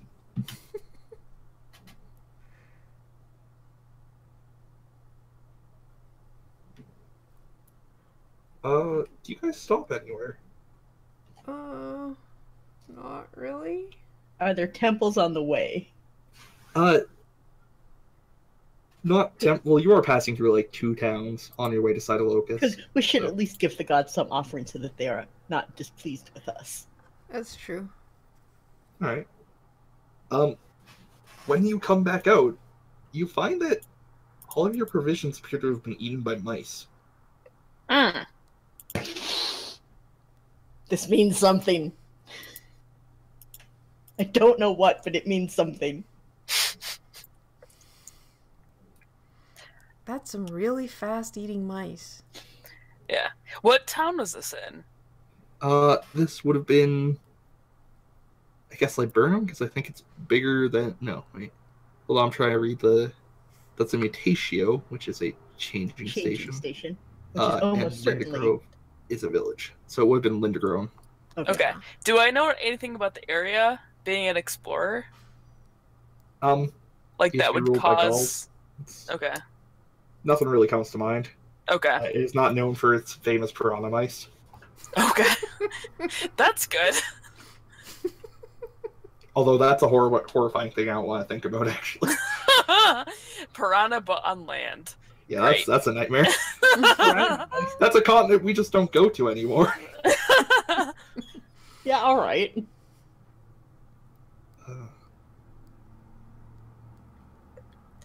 I suggest we move on. I think Personally. we should find out what this means. Yeah. Oh no! Considering we have Yes. Pandaren here to help us, we might as well figure out what the gods are trying to tell us by eating all our rations. Besides, my ass is killing me.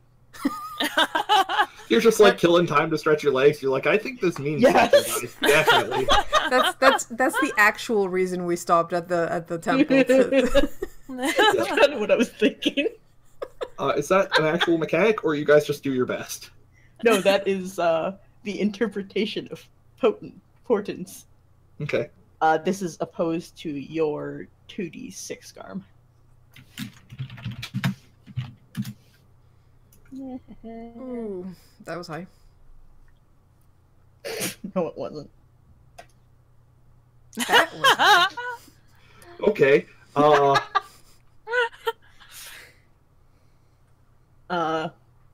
Let's see here. Yeah, I gave you the text for that. Yeah, one. so I have to tell you basically what that means. Hang on. Let me give you the other bit then. So the one I just gave you was interpretation in general. The first one I gave you Okay. was specifically for So I just basically omens. tell you if it's good or bad. Yeah. Bad. Nefas. This is an unfavorable omen. Nefas. Do you get the relation to what it's unfavorable? Is that what I'm getting from that text? Putting it in relation to an action in a place. I would say probably not, because the whole reason we were sent to Augusto Dunum was because they had a unfavorable portent. But they don't know why. So they sent a bunch of people. I also really enjoyed like the start of this module so far, because it was just like, hey, go to Augusta Dunham because I think bad things are happening, and then you get sidetracked on an entirely different thing. Like, fuck you, Marcus Nevos. I mean, like, sure, you were right, kind of. Like, you might go back and find that he's died of old age by then. I might by then. It's true. All right, onwards to Cytolocus then. Do we need more rations first? Yeah, Yes. we'll grab some more rations. I'm guessing flashing our badge is basically the equivalent of the government will pay you. Or you Yeah, get tax pretty breaks. much. Yeah, if you had been doing this out in the country, you would have had to forage. But Yeah. you're spared this by flashing your diplomas. Nice. Oh my. Which no, seriously, it's diplomas. I don't think they're like the size of high school diplomas, but yeah. Oh god, they better not be. I got mailed one. I never got mine. Me Oh wait, neither. Mine from didn't high fit in my school. mailbox. Yeah, we're also in a village. It might be a small village, but it'll still have Yeah, a you can- market, and it's not like we They're don't. close enough to Augusto Dunum that they can Yeah. get repaid. You can find some like potatoes. No, Hell it's too early yeah. for potatoes. I'm Like sure they have cheese- something like trail mix. Cheese and bread, just like Cheese and bread, yes. the basics. It's not fancy, but the bread probably tastes pretty decent because it's all fresh made, some nice cheese.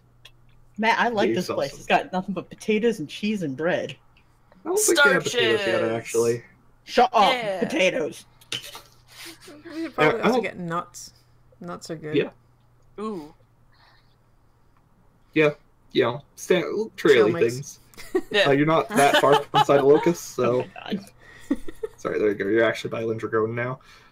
Are you I'm going gonna to mutter continue- ominously as we continue on about piranha mice. Oh. It's a weird thing. I live in fear of it. Guy's Yeah. just like rides the whole way with his hand on his sword, just like ready. Like Yeah. he doesn't like this. It's a pretty nice area.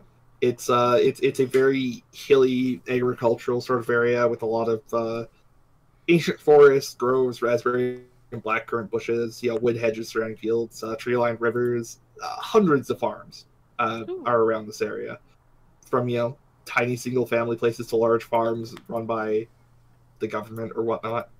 It's a nice place. Lots of wheat, emmer, barley, all kinds of fun stuff. At this time of year, it's nearly harvest season, so we're talking like early autumn, I believe. And this stuff is all about as tall as a man. So it's it's a very prosperous harvest. It looks to be coming if nothing goes horrifically wrong. Eh.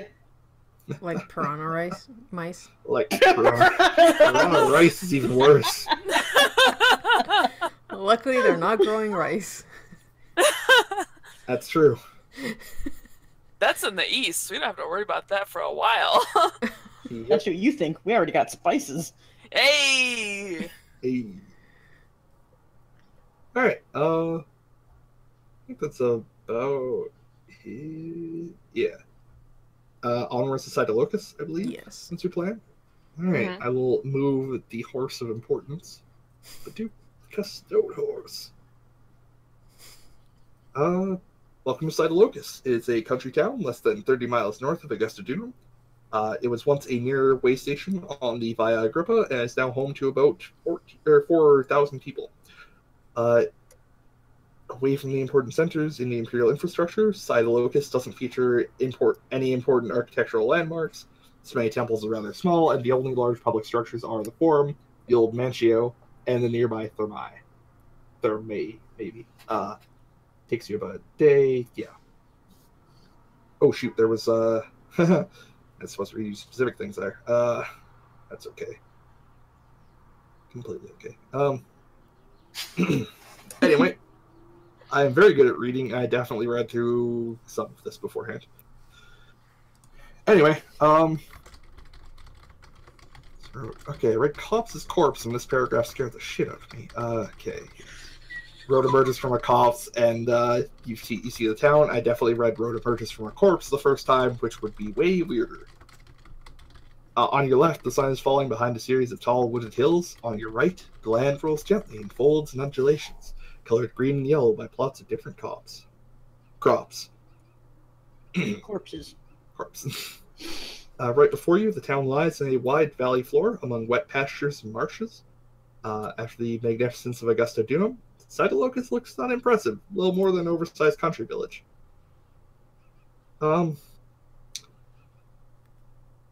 Hi, whose character name Penderin? Would you mind giving me a roll for Desantia? Sure, I'm not suspicious of this at all. Mouse, where did you go? How good am I at science? And yes, Karu. That's basically it. Also to feed them and stuff like that. Mm-hmm. Oh god, I'm not sciencing today. My ass hurts too much. Yeah, pretty much. You have nothing interesting to say about this town as you roll into it. It's a town. Yep. It means we can get off the horses. Not this quite town. yet. You're not quite there yet. When you start descending the slope leading to the town, your eyes are caught by the shapes of 4 crucifixes lying in the road. As you get closer to the first houses of Side of Locust, details color the scene in tragic tones. Along the left side of the road, a group of men and women mourn, many praying to gods of the Gallo-Roman religion. On the other side, an armed soldier stands guard before the crosses. Behind the guard, agonize 4 men, stripped naked, wrists and heels nailed to the wooden beams. I feel like there should be a trigger warning here, but I can't think of an appropriate one. So violence, I guess. Christianity. Christian. Well, no, like exactly, kind of the opposite, actually. Because like this is a thing the Romans just basic Torture? gore, like gore, torture. Yeah. like If you don't like that, here's your chance to hop off this train. I'll give you 10 seconds. All right. That was like not mine, 10 actually. seconds. It's okay. Roman seconds. What? that's a thing. Okay, now I think it's been 10 seconds. So Okay. You're We did it. welcome. Behind the guard, agonized 4 men, stripped naked, wrists and heels nailed to the wooden beams. Around their necks hang the tituli crucis, wooden panels indicating the cause for their punishment. Well, at least Given we don't the have to ask. Yeah, basically. The Romans are very polite that way. Given the discontent for the seemingly uncatchable brigands in the countryside, the custodians don't even need to read the tituli, as they already suspect the cause for the execution. Recapitores, accomplices. It's a seat box on the trones, but I don't know what that is. Oh, yeah, okay, they're people guilty of murder or theft, rather, not theft. And recapitores are people responsible for assisting others in committing a crime. Yeah. So not the leaders. No. But they These know are the just leaders.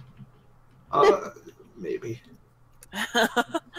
And your options if you get caught for this kind of thing are generally either this or fed to ferocious beasts in the arena. They probably are out of ferocious beasts in tiny little village. Yeah. They might have a couple dogs. They're not very ferocious. Arf, arf. Oh no, not arf arf. Yeah, I think I'm gonna go up to the guard dude. The person guarding overlooking. The corpsman. Yeah. Making sure nobody rolls up and tries to get them down, basically. Yeah. He probably knows shit all about anything, but Yep. were these all that you managed to capture from the bandits bothering this area? From a recent excursion, yes, these gentlemen were, well, these barbarians were caught breaking into a granary nearby. Barbarians, that's what you're gonna go with? Barbarians. Have they been linked to the more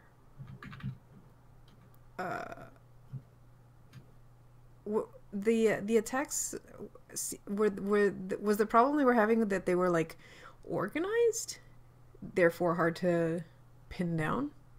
The bandits seem to be unusually organized, and they seem to be headquartered somewhere out in the forest, somewhere beyond, not merely inside our walls. Not walls, there are no walls here.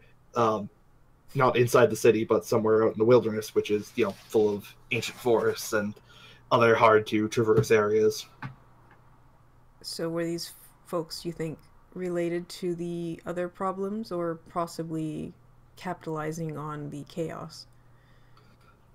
It is tough to say, but it is more likely than not that they are associated with those cursed brigands. Were they questioned to know if they know where their hideout is? They claim that they know nothing, but that doesn't really prove anything either way now, does it? No. I kind of side-eye Pandaren. You think you could help loosen their tongues, so to speak? Isn't that what the swords are for? Gaius walks up to one of them and like tweaks his foot with his hand. It's like, "Hello, are you awake?" We're the worst. Say, do you think we could speed up their death some if they do or don't cooperate? Gaius turns, he's like, "Perhaps." I mean, generally they're left up there like in agony as a warning, so Yeah. speeding their deaths up would be less than ideal. Yes, I mean, like if good- you good tell luck us to the useful soldiers, information, yeah. Oof, that's That you would, like, cruel. if you give us information that we want, we could kill you faster. Kind of thing. Yeah, you want to suffer for 12 hours, or we can make it quick. Yeah. Please, I don't know anything. Are you sure? My family was hungry. It was good cheese. Yeah, it was good cheese. You know, if you tell us where your living, surviving friends are hiding, maybe we can do something for you. I know nothing. The brigands stole my family's money that I needed for bread. And let us avenge you. Yeah, if you tell us, maybe we can supply some bread. I was gonna go say kill the brigands. Okay, I mean that too, but This is what we call a good cop, bad cop, I think. yes, bread, but also By yes, accident. death.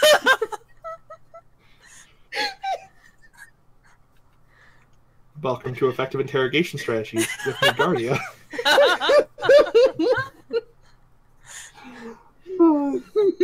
I'm not even sorry. He continues swearing. I was going to say swearing up and down, but like given the way he's held, that's not likely. Swearing in place. Swearing in place that he knows nothing and that like his family is so hungry and dying of starvation and blah blah blah blah blah. You know, criminal things. Just criminal things. Okay, Gaius goes, okay, that's fine, and he moves to the next guy and tweaks his foot with his hand. This is are you awake? We're awful. It's great. Yeah, these folks, as far as you can tell, seem to have been captured at like the same time. It's the same story through all of them. They don't know anything. They were hungry and starving and so on. That's so shitty. I'm like tweaking their feet for no reason. Okay, guys, Translite's like, I don't know where to go from here. I can track a trail through the woods, but if you don't give me a starting point, like I have no real place to start. We've tried torture and we're all out of options. You mean there are more options? Well, we might as well get into the city proper, see if we can get more useful information from people who have actually been assaulted by the actual brigands. Oh, there's a city? Let's go there. It's more like a village. More of a village. It's about 4,000 people, but Okay. yeah. Can we go to the place where Because the this was sword before stolen getting from? to it. Right. Yeah, you were like around the outside. What'd you say? Okay. Can we go to the place where the sword was taken from? No, that was back in Augusta Dunham. Oh, never mind. Can we go to any place that the bandits have been seen? Yeah. Can we ask the guard if he's seen any bandits? Banditry happens all throughout the area, less so in Okay. town and more out on the roads. Okay. It is like approximately sundown-ish. You may want to try and find some lodging for the night, and take up the task tomorrow. Yes. Or you can Wise. go find the local guards and be like, hey, talk to whoever's in charge. Which I assume is how Gaius interacts with Drunkenly. everybody. See, that's basically it, yeah. Hi. Yeah, I mean, I think talking to the captain of the guard is probably what we're gonna do anyways, because if we're gonna get a place to sleep, it's probably gonna be from him. All right. Legit. I'm assuming they'll have some kind of barracks we can bed down in for the night and take care of the horses and so on. Yeah, you get directed to Marcus Florus Bibaculus, head of the local city. Curia. Oh, yeah. Yeah, Bibaculus. Everybody loves him. He is, like, when he sees your diplomas, diplomas, that's the plural.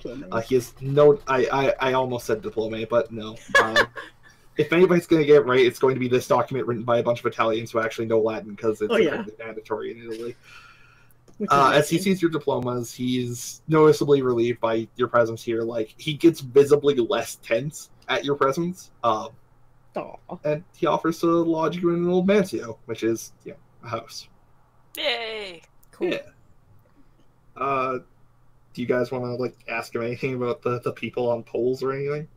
Well, we kind of already got the gist of that. I don't think we're gonna get anything new from that, at least. But we will ask him about like what the recent activity has been like what news, basically.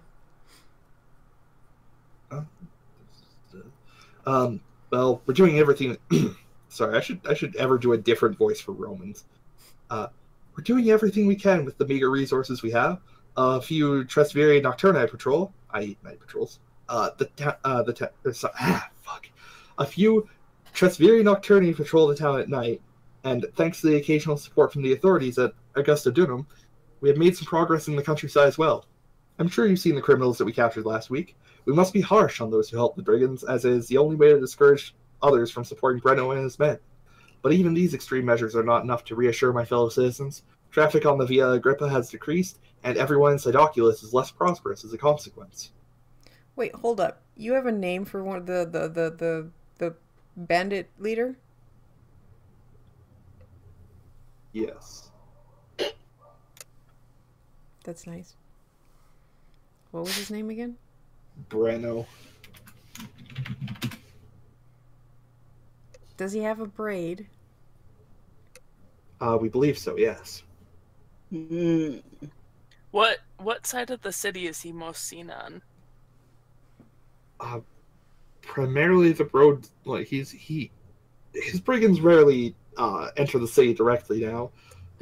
But the bandit attacks are often reported on the Via Agrippa to the north and south of Sidoculus. Okay. North and south. Okay. Can't we just go to the red dot on the map that says hideout? Shut up! I wasn't gonna say it. I didn't realize it when I uploaded it, and by the time I did, we were already in session, so I didn't. We got so far before someone said anything. I know. Thank you for playing along until this point, Karu. I could not say it. Okay. Bastard. Wait, in Augusta Dunham, they did say it was more towards the north side of Sidolocus, right? That the Bandits kind of attack everywhere between Augusta Dunham and Abalo, but mostly around Sidolocus. okay. Which makes sense because it's close to the hideout dot. Yes. Yeah. Gaius is gonna actually spend the night like going from like guard station to like actually like pinpoint like the most common occurrences. I If mean, he can. they're not really attacking the town, is the thing. Yeah. But like talking to the soldiers and being like kind of figuring out the modus like the operandi patterns of... and like how many people come in and like yeah. like what information all of them have kind of thing, just gathering trying to figure out what their way of attacking is, like what their patterns are. Yep. He's gonna go from like station to station and just be like, hi, I'm Gaius. Here's Tell my me diploma. things." Blah. All right. It's me, a Gaius. Yes. Oh, God. The worst. What about the other He's two? Italian. Are The He's worst. Roman. Are the other two of you just gonna crash out and get some sleep? Yes, my ass is killing me. Yeah. I might. No. Yeah, I'll let Gaius do that. All right. I don't know how these village soldiers take to a senior female asking questions, so I'll just let Gaius go about that. Barbarian. Yeah. All right. Guys, That's I will reasonable. get to you in a minute, but Okay. Pandaren Uh-oh. and Electra, Uh-oh. as is often a running theme in every game I run, your night sucks. I know Oh, it no. does. It's killing me. As you lay in your beds, you struggle to fall asleep. Something about this town makes you feel restless and uneasy. Sleep finally arrives later in the night. Ooh, which one of you has the highest sensibilities rating? Definitely not me. Okay. I've got Darren. 18. I've got a 7. Nice. Oh boy. What do you have? Gaius. Me? I have 12. Amazing. Alright. I am a barbarian. Pandaren. You suddenly wake up in the middle of the night. You can hear a faint scratching coming from outside a nearby window, followed by a faint giggling sound, which I'm not going to attempt to imitate. Yeah, that's the one. What would you like to do? Lay in bed and go the fuck to sleep. It's a valid option, just so we're clear. So does this sound natural, like a small child, or does it sound kind of ghosty-ish? Kind of ghosty-ish.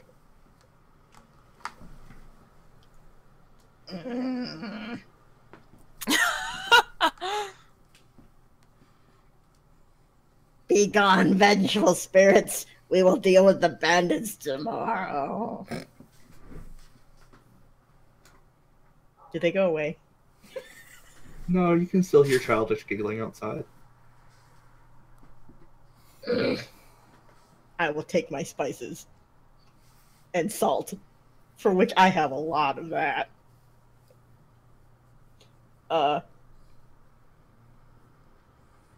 Do you just produce an amount every day and add it to it?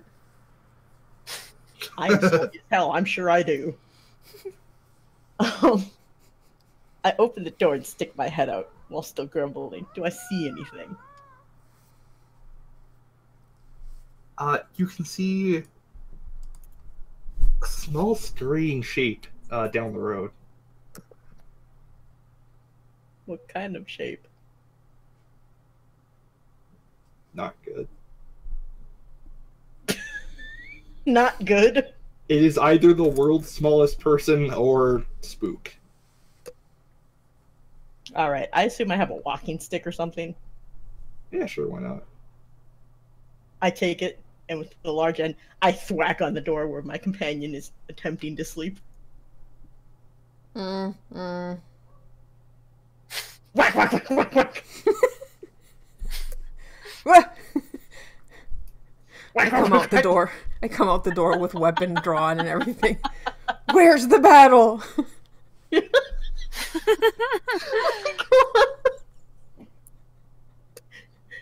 The spirits! I can't fight spirits with a sword. I mean, They're alerting the bandits! Wait, what? Well, otherwise she's gonna go back to sleep. They're leading us. Okay, let's go. I should have said something else. Alright. Mistakes were made. When you get out onto the street, the streets are unnaturally silent. They're unnaturally silent and empty. There's no patrician seen returning home with his slave escort, no drunken louts making a racket on a brothel's doorstep, no prostitute offering herself to lustful clients. That is weird. Yeah, right? It's wrong.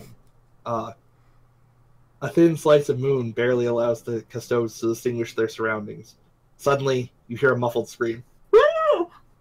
Running in the direction... Well, I mean, do you guys want to go after it? You don't have to. I mean, considering how I was woken up and how suddenly alert I am, I probably would just run after the noise. Alright. People in danger must protect. And now back to Gaius. Gaius. Yeah. Your night is not particularly eventful. Like, you wander around and you get basically the same thing for every soldier you talk to. Like, shit, dude, brigands. They attack people. They usually don't kill them, but they take like money and food and whatnot. On par for my character, have I acquired any alcohol? It can't be that hard to find here. Yeah, sure. Okay, I'm not gonna say an obscene amount, but he has had a drink. But continue. All right. After some amount of wander around, you hear a muffled scream. I hope that's not too loud. No. It's not even muffled. I've got my nose. I've got my handle. Okay, I'm gonna take off toward the sound. All right. Approximately at the same time, by the will of the gods, you all end up in the front of a house. Inside the Yay! building, you can hear the wail of an infant, which I'm not going to mimic, and the fearful voice of a woman whispering a broken lullaby. And then you see a group of small shadows scurry out of a window to slip into an alley. I follow. Okay. I also follow. You follow they're about 3 feet tall, cloaked in large hoods concealing their features, and you can hear echoing. Would you all give me Decorpore rolls? The what? The last one. Decorpore. Okay.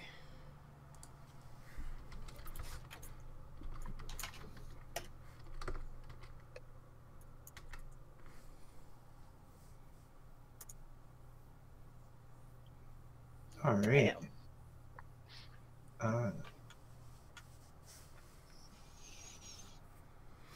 Well, So it was a 6 for Pandaren and a 10 for the two fighters. dudes. Yep. As you chase the shadows, well, Gaius and Electra keep up, and Pandaren kind of falls behind, probably wheezing a bit and complaining. A bit. I'm bitchy. Gaius like turns a little bit and goes, "See to the house!" And I He's like- immediately turned around and see the house. All right. The other two of you eventually turn a corner and spot a pulsating shape in an alley a few yards away. A what? How fun!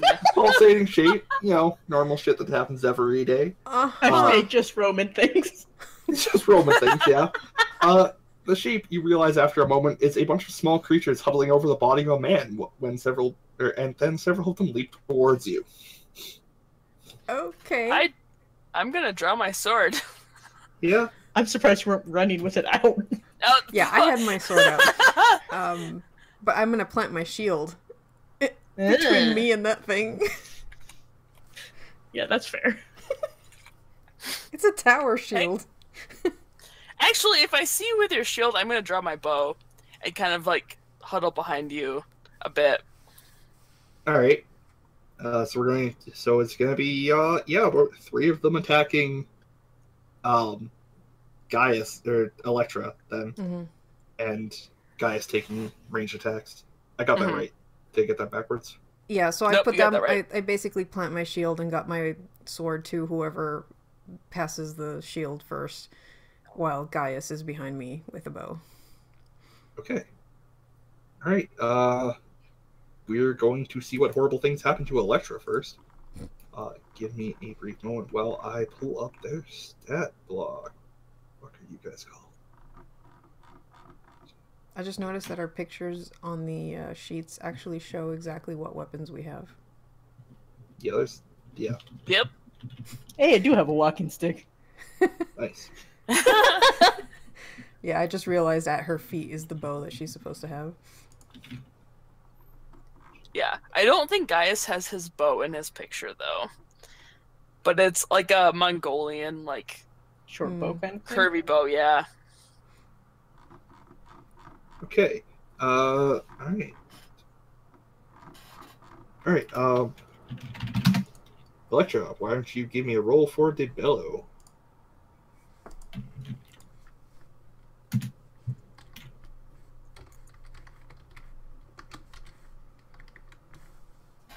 Your strange, freaky opponents got 6, and you get...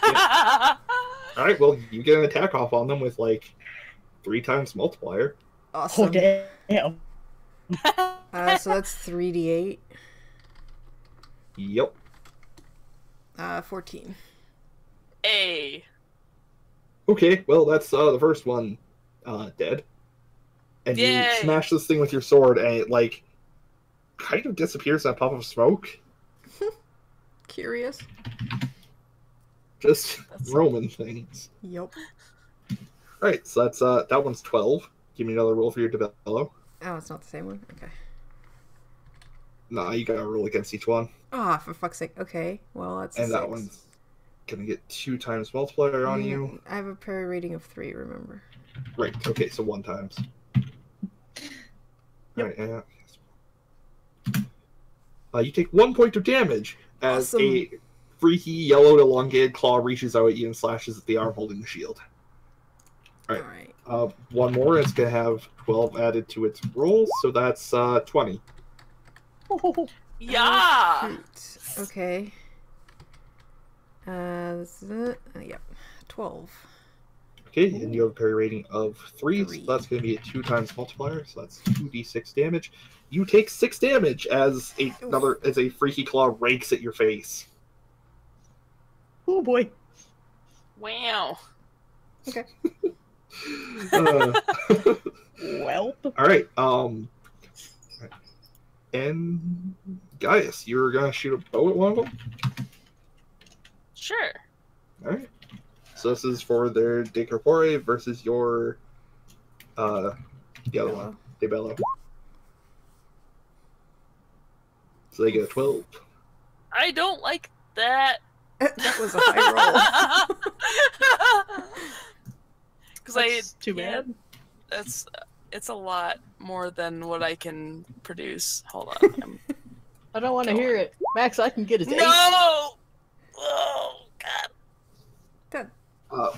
Well, you don't hit them. Yay.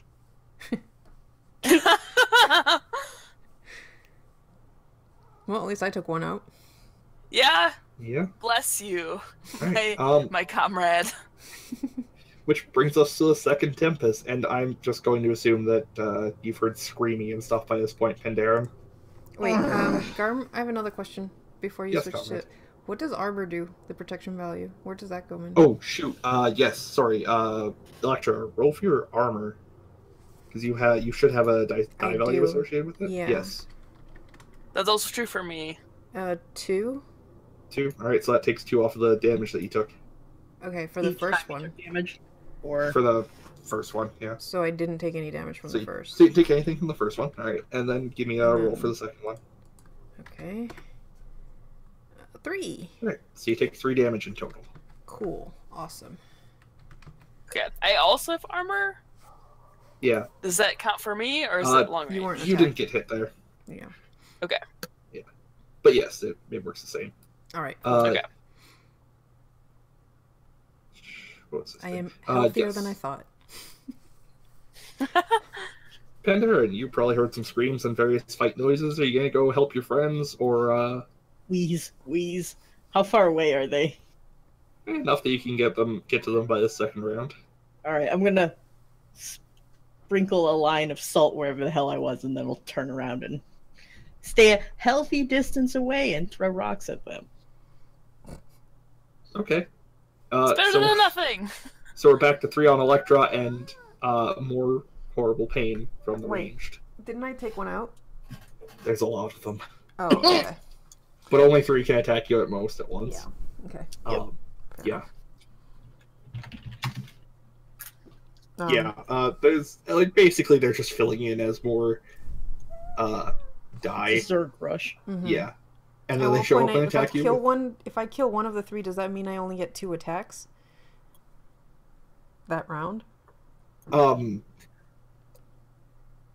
Yeah, they'll fill in the next Tempest, I guess. Yeah. Okay. I want to make Going you forward, don't want to make but- you feel like you're doing nothing. Yeah. Uh, All right. Cool. So should I roll to attack? Yep, Devello versus Devello. It's a 2d6. That's 6 again.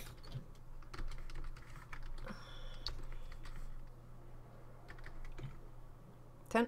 You got a 10, and they don't Hey. have a parry rating, so you'll do 2 times damage against this one. Cool. 8. That is a lot of damage. I have a longsword. I'm glad Electra's in front of me. I'm not doing shit. It is wounded but alive. Oh, great. That means I get attacked 3 times. All right, go for it. Yeah, it's fine. Maybe I'll take it out next time. All right, so this is attack number 2, so we'll be adding that for 6 back on there. 6. So that's 13.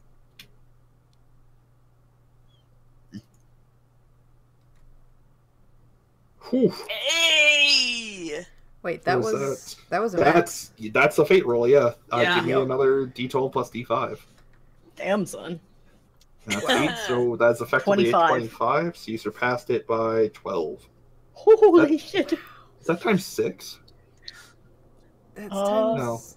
Times 4, I think. Yeah. Yeah. Alright, give me for whatever your damage dice is. D8.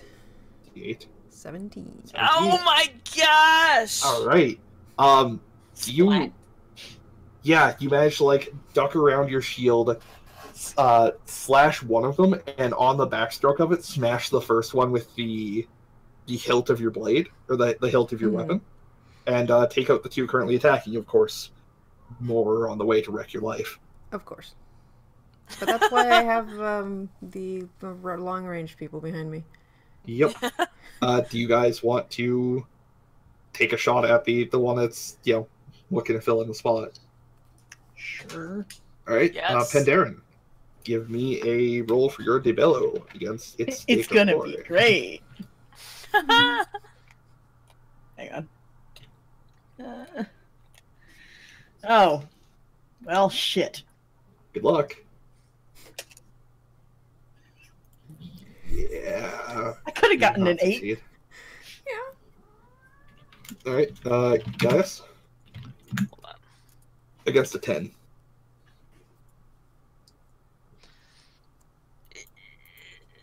You just gotta believe. Come on, Hard go for that fate cards. roll. No!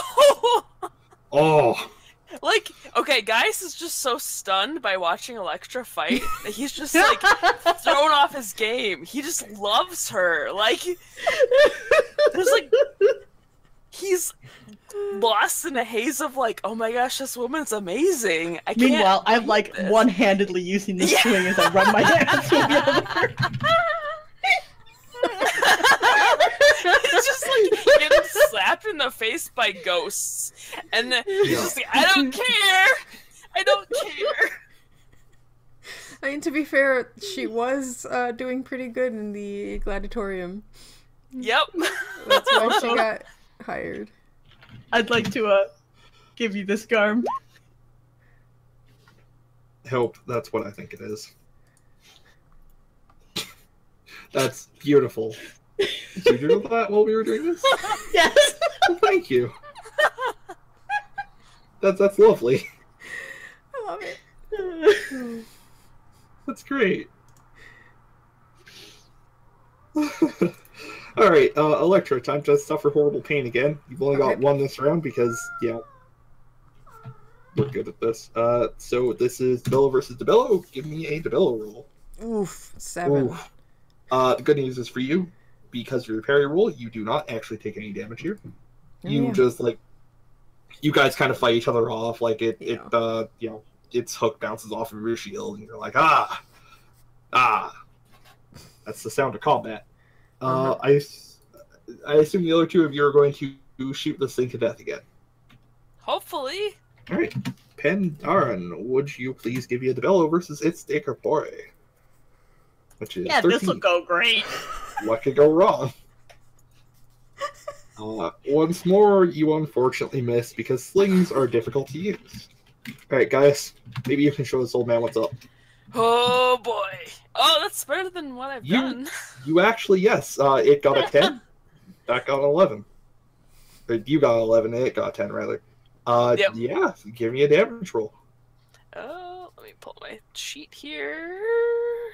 That is, not shockingly, a 1 times multiplier. Yeah. 1d6. Go. 4. Alright, significantly, but it is not, in fact, dead. No. Yeah. Alright. Electra, I have bad news for you. Bless you. As we move into the next Tempest. Mm-hmm. There are 3 of them now. Cool. So, first attack is going to be a 8. Give me a DeBello roll. 6. 6. No. Right. I have We're a off to parry 3, so... Okay, so you clash and don't do much. So, second attack, which adds that 8, is 16. 12. 12. Alright, and you have a parry rating of 3, so that's a 1 times multiplier for the attack, which I believe is 1d6. So you give me a roll for your armor. And 4. 2 minus 4 is -2, so you take nothing. You are strong as hell. Alright. 2d6 plus 16. That is going to be 33. Oof. No, 23. That was a 23. 7. Okay, so that's 16, which 10. divided by Parry rating of 3, so that would be parry rating of 13. 3. 13, okay. Oof, So this is that's gonna a hurt. 5, I believe. Let me go check the chart again, because I don't remember how math works.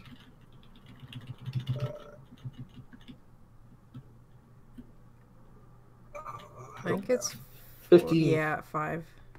15 is 5, yes. Ooh, this is gonna hurt. Or 13. 13 is still 5. Alright, so that's 5d6. 18 damage. Minus 5. Wow. Oh, no. That was the time to 13. roll the top. As one gets you a... Oh, did you max that? Yeah, Yeah, I maxed yeah, my yeah. protection value. Fate roll. Give me another one. Ooh, alright. Alright, 2. so 7. Alright, so that's 7.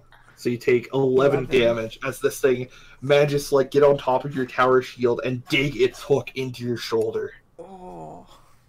Well, I'm No. I'm at half health. Bay! I'm getting overrun.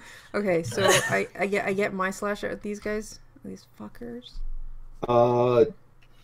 It's Or is this- yeah, it's combat when you- is at the same time. Yeah. Okay. Bad things, Pi. Very bad things. Alright. Pandaren, you're gonna take a shot at them again? If Pi's actually back. Okay. 3. You do not succeed. Guys, take your shot.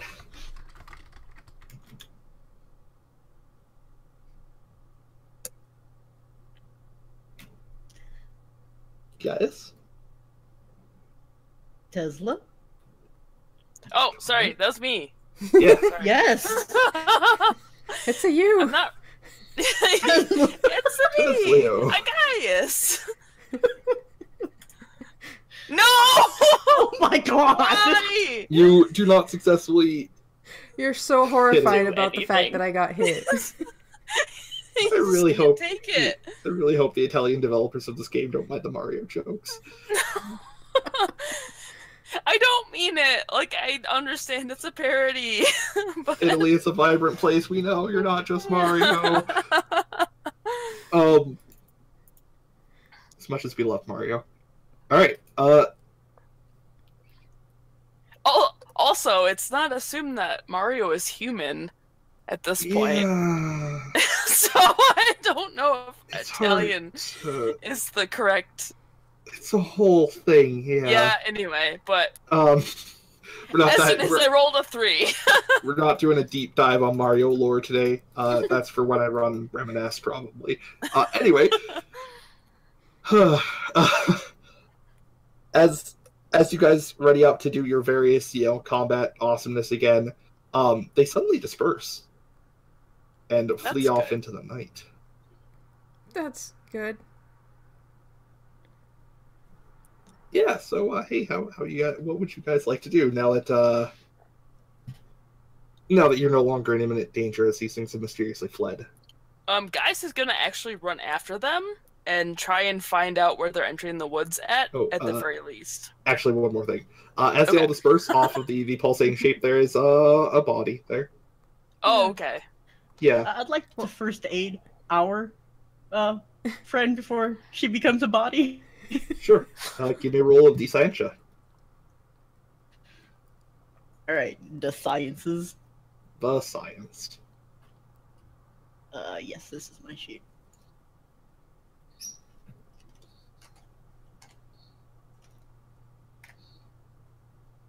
A 9! So, Hey. you get 3 HP from that Ooh, Electra.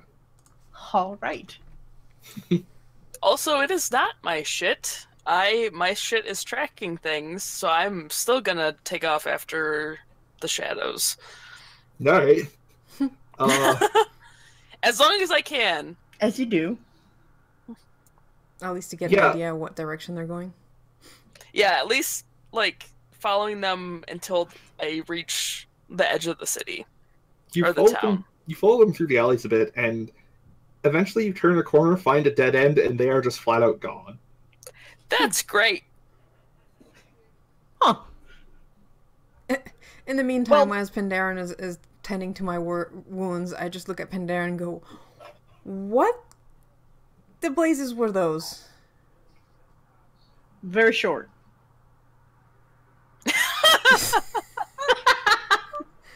They were kind of incorporeal to the slicing of my sword, weren't they? Like attacking spirits, like smoke. Definitely didn't feel like it definitely didn't feel like hitting a person. Yeah. You're familiar with that. This was not that. Uh-huh. I've never fought smoke before. And definitely have never had smoke nearly bite my head off. Crick. Well, now you have. Is that all you have? That's super helpful. What do you want? Do you want to find our friend, or do you want to find out what these things are now? Our friend is probably fine. You can also take a look at the body. Yeah, let's take a look at the body. All right. Dead? At this point, Gaius is coming back to the group. Wait, they're not dead? He's not dead. All right, now I gotta first eat his sorry ass too.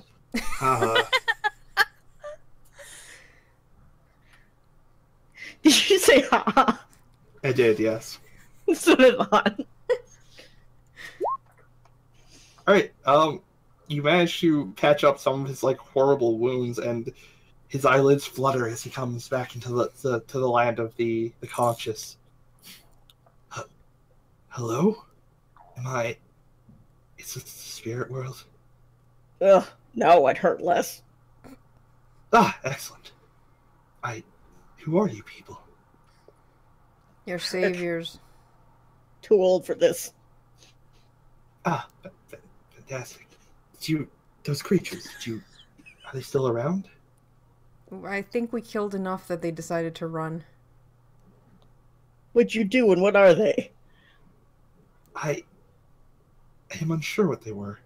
I'm a night patrolman. I was patrolling the streets when I thought I heard something behind me, like light footsteps.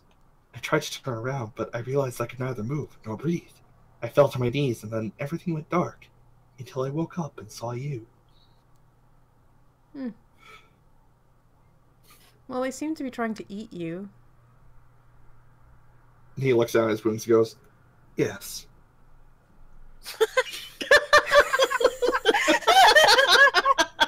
So very matter of fact. Oh yes, I seem to have passed out and something tried to eat me. As you do. Hashtag just Roman things. Well, at least he was, knocked out while he was being eaten alive, Small mercy. Smercy. Anyway. I should feel bad, but I don't. Oh my god. Oh. I kind of don't want to show that on stream yet.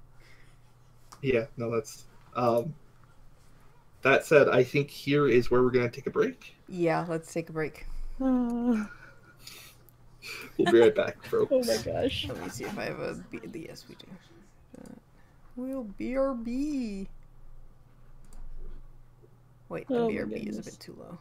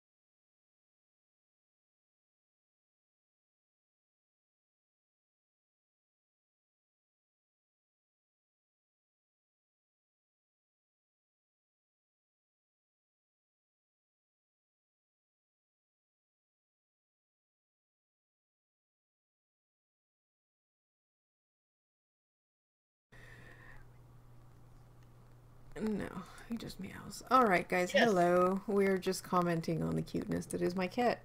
Who He's pretty great. He's seen desperately some shit. wants- Oh my gosh, he's so adorable. Oh, look at you. Sorry, yes, I'm Garmbreak1. I am your demiurge for this evening. And that is Earl in the top right corner there. And there he goes. He's Bye, the full Earl. urge. The full urge, yes.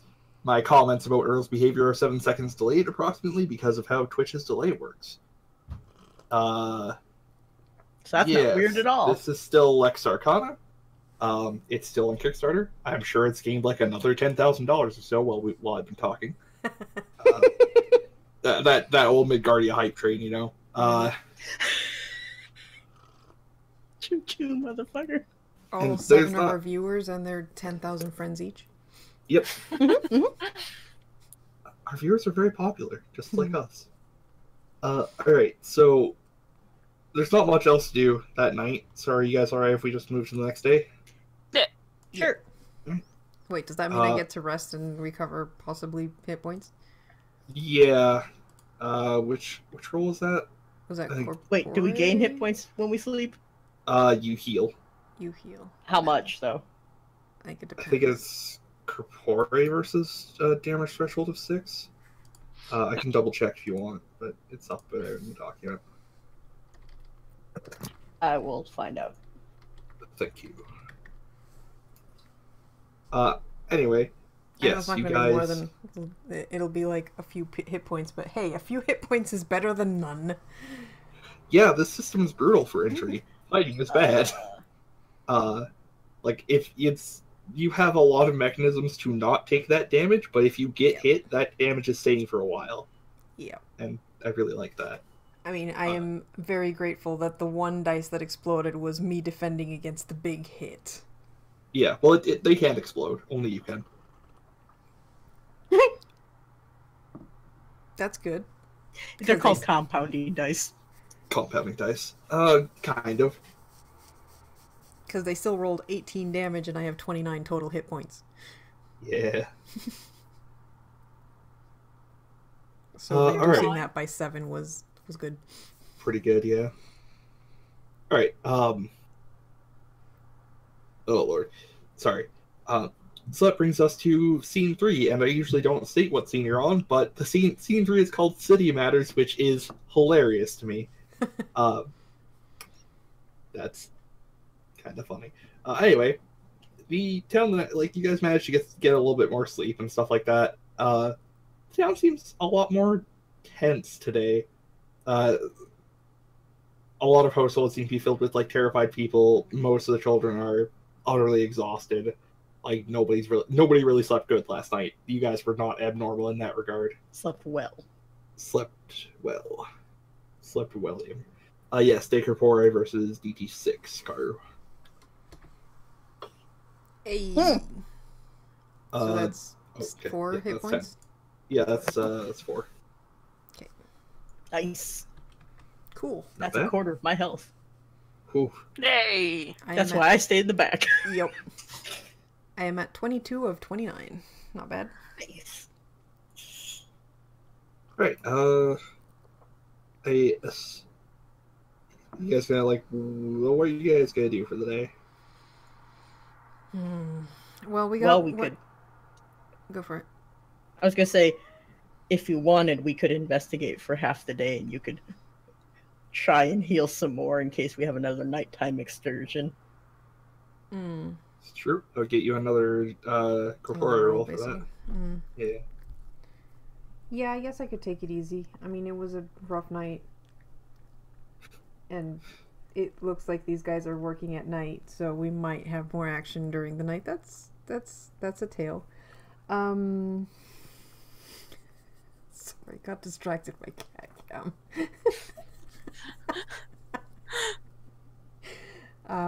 Yeah, sure. I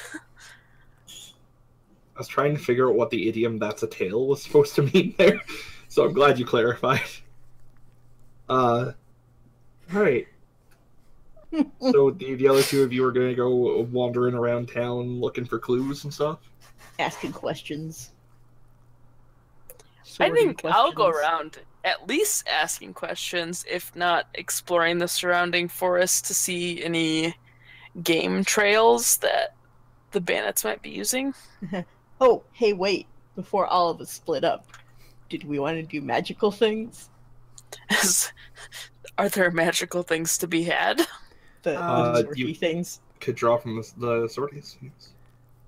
I was gonna suggest, do we have enough information now from the leader so that you could figure out where he is right now? We have his name and his description. It's true. Probably not more generally than, like, forest. Damn. Sadly, nobody can go, hey, look at the red dot that says hideout on the map. I mean, I guess we could try, but they'd probably be like, hey, look, it's by a tree.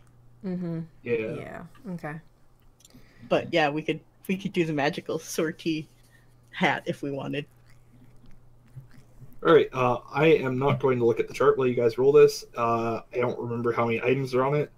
I think you said we had 16? 16, yes. So each of there's you... 18, but there are 2 characters that we're not playing. Yes. So we skip the the 2 character cards that are not playing get skipped. Or yeah. Yes. So, yes, do D16 rolls. I am not going to go look at the sheet. Just, double check it against that. Mm-hmm. And if you don't want to do it, you don't actually have to. Yep. I feel like I'm not going to do it this time. Okay. Alrighty. It is once per adventure you can do it. Uh-huh. Once per person per adventure, and it can only be done once at all per session. So, does that make sense?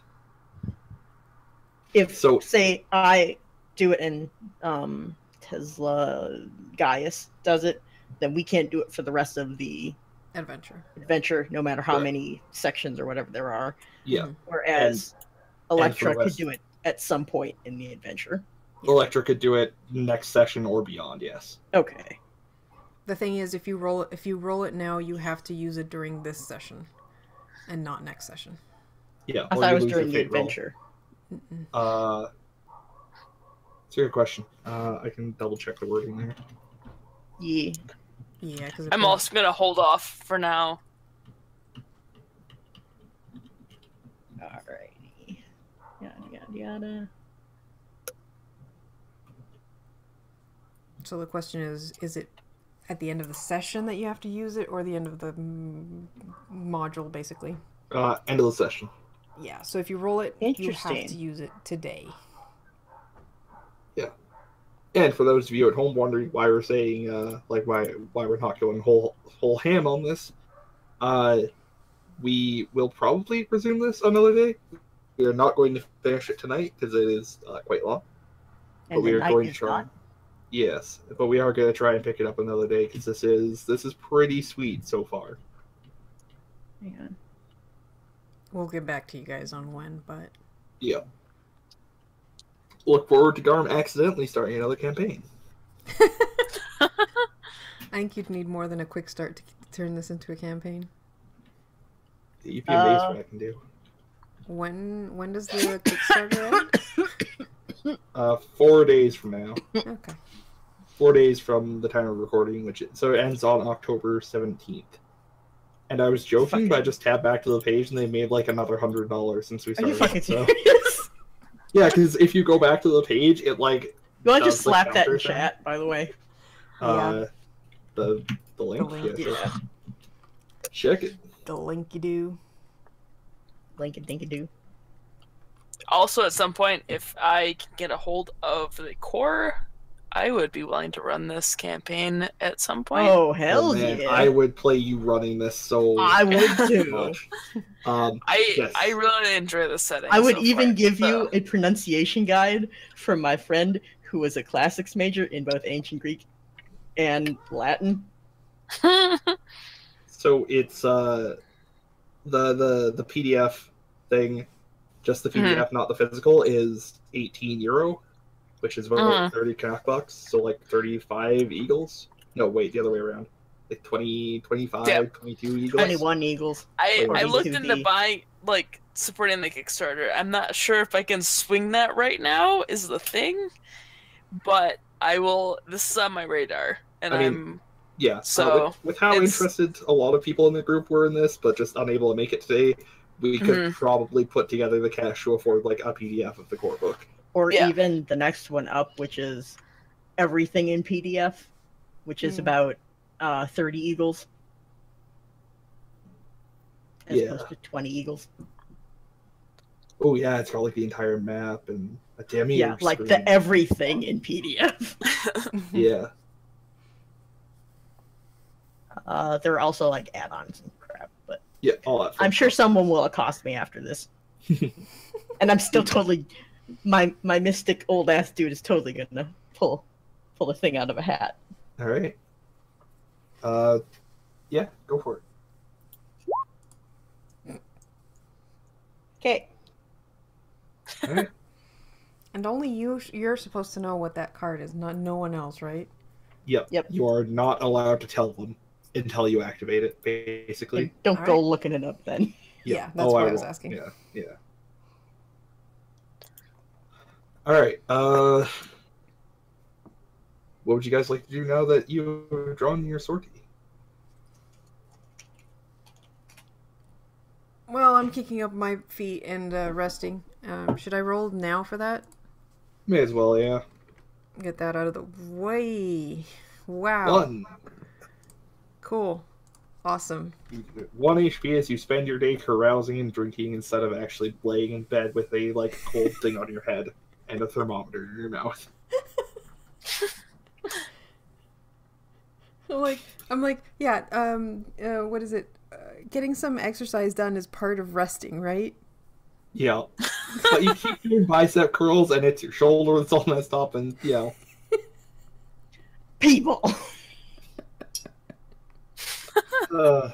Alright, and Gaius, you want to go, like, check the wilderness for Game Pass and stuff? True facts. Alright, and Pandaren, what about you? Isn't that where the little shorty ghosts went? I mean, they kind of rounded a corner in an alley and then disappeared into shadow. No, but I mean, like, we would have asked. Oh. Guys, where did they go? Did they go to somebody's house? That's you, Tezla. Me? Yeah. Yeah, guys, where did they go? Where did they go? Somewhere. You kind of rounded the corner into a blind alley with no exit, and they were gone. That's what I'm saying. Where did they go? Okay. Show me where this blind alley is before you run away. I bring them and I show her the alleyway. I'm like, I turned here and they were gone.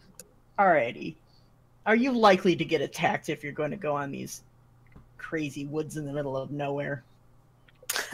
Guys, like, holds his sword. He's like, I hope not. Well, that makes 2 of us. All right, I'll see where how they escaped this alleyway, and you go have fun with the trees. Yeah. But if you find where they are, just come back here so we can at least get the one with the giant shield. I swear, I will do that. Is it spice time? Is that what's happening? It might be if I don't see anything obvious first. No, nothing. Like, even It's if I look around and look really carefully. You look really carefully, and there is, Squat diddly. Squat diddly, yes. There's, some walls. There's not really any entrances in or out of this particular thing. It's not like a particularly designed alley. It's just kind of an awkward coincidence of, where this alley happens to butt up against a larger building. No, but are there, is there no one trap brick door. that is particularly worn or sticking out or... It is a completely normal alley. I was afraid of that. There's no Alrighty. Scooby-Doo things going on. There's no single brick that is a slightly different color because it was drawn by the other studio that does the animation instead of Oh the my background. god, yes! I fucking love that part. Sorry. There's no All sudden right. wall that shows up out of the blue. Good old If you, Scooby-Doo. like, stare at it really hard with a flashlight, I mean... Yeah. Some good old evil within there. Hold that flashlight two-handed until doors appear. He'll flash until answers come. Yes. All right. So Worry. is it horrifying Roman magic time? Yeah, I'm just trying to figure out which horrifying Roman magic is to be useful. All right. It is either retrocognition of what happened at this location or clairvoyance and look for the really, really short ghosts. But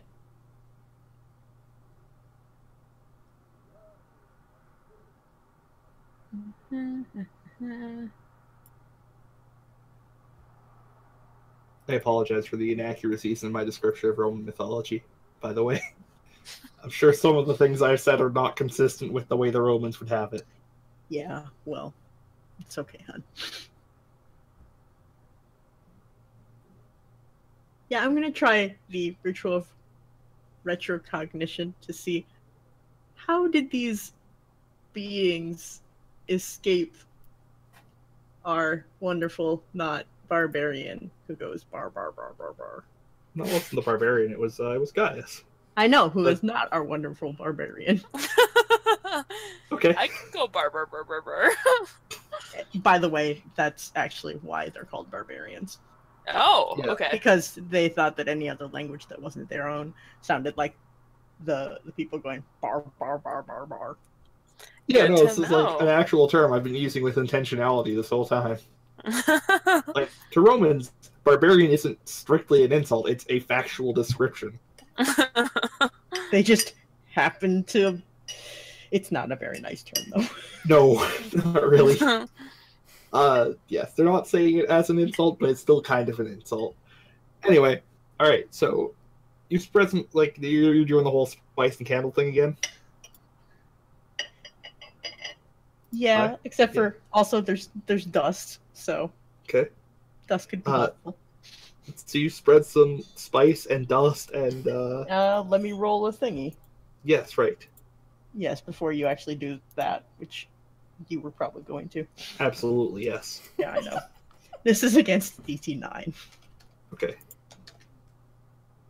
Wait, 8 or 6? 6. 11. Alright. Well, once more, the smoke and dust and so on begins to swirl about, and this time you see, I believe there are about 3 of them left. You see 3 figures enter the alley, one made of candle smoke, one of miscellaneous dust, and one of spice. They are, as before, about 3 feet tall, hooded figures, some holding hooks, some holding small daggers. They run into the alley and run for how to describe it? An area under, I guess, an awning. It's basically a shadowy corner. Is the place that would be the darkest at pretty much every time of day. They run over to that corner and then poof and disappear. Like, the dust falls to the ground and that's it. And then after that, you see all the dust reconverge to, like, the smoke forms the sword, the spice forms the giant bear cloak, and the dust forms the rest of the figure of Gaius, running in and looking around confused. And that is the end of what this reveals. Wow, guys, you look real clueless. All right. At least I got my bear hoodie correctly. That's what matters. It's true. I would like to check out this shady corner more closely. Well, it is, as the name suggests, is quite shady. You feel that under the bright sun, it would be a very nice place to be, for it is secluded and shadowy it pretty much every time of day. I would like to stick my hand towards the wall and make sure this is a solid wall. Yeah, sure. Give me a roll for Sensibilitas.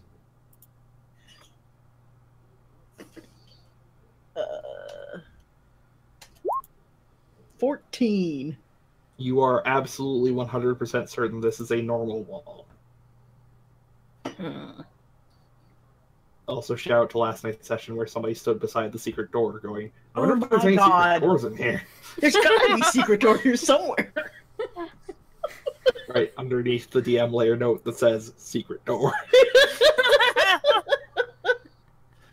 Which is so fantastic. Alright. Yeah, what would you like to do? Are there any shops nearby or like homes that maybe they'll know about? Like, did the local thieves use this or something? Yeah, you're probably back onto. This is basically the convergence of the back of a house on one side, the back of a shop on the other, and the back of, I guess not quite the forum, but like some town administrative building forms the dead end.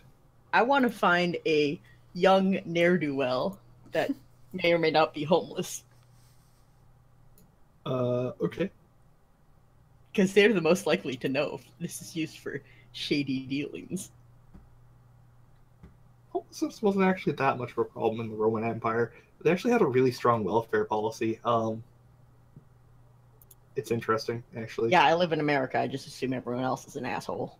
Yeah, no, it was actually a whole thing. One of the ways that they displayed how wealthy their kingdom was they provided welfare payments for everybody to show that they had the money to just like make sure everybody was super prosperous. Ne'er-do-wells still exist, of course. There may be some scruffy young lad about that you could try and find. Sure. However, as you are sorry? You said the word however, so Yes. However, as you are wandering about, you dress a bit odd, don't you? You don't exactly look like your average Roman peasant. Am I correct? I have a reputation for being close to the gods, and I probably look a little out of it. Yeah, alright. As you're walking past a local craftsman's shop, he stops his potter's wheel and, like, gestures and waves you guys over. You want to give me a Deciate roll? Oh, yeah, that's go great.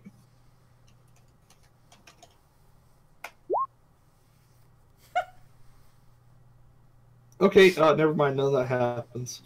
Yeah, sure, look for a youngster.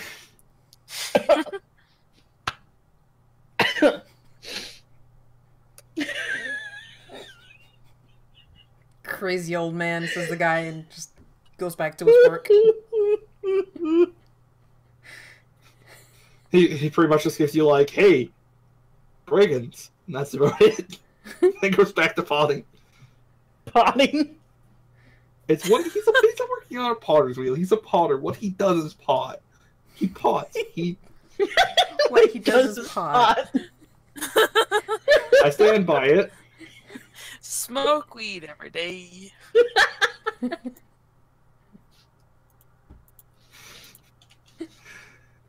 Legalize pottery. Kilns are not a crime. Anyway, yeah. Looking for some young scamp was the plan. Yes. Yes. All right. Isn't everyone young to you? Okay, young and is closer to 3 feet than, not. Closer to 3 feet than not. You know what I mean. Do you mean not like NAUGHT? Because that would be less than 3 feet. Okay, manlet, tell me if I find a small child. You find a small child, like all small children, they are not particularly helpful. Even if I, wave shiny bits at them.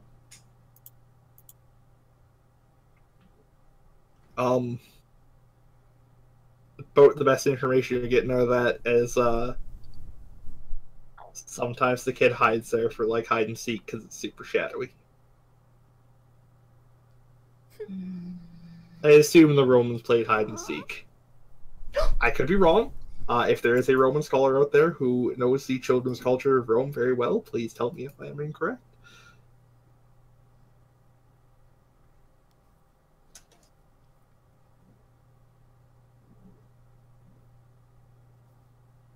Do you want to give me another De Societe roll?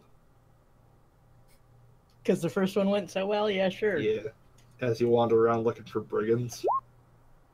I'm gonna find shit. Oh, No. I find literal shit. Yeah, I mean, it's Rome. It happens. It is not the most productive day wandering the streets. No, everybody seems really, like, uneasy and unwilling to talk. You know, everybody's very tired, and it was a rough night. Also, thank you for quoting that.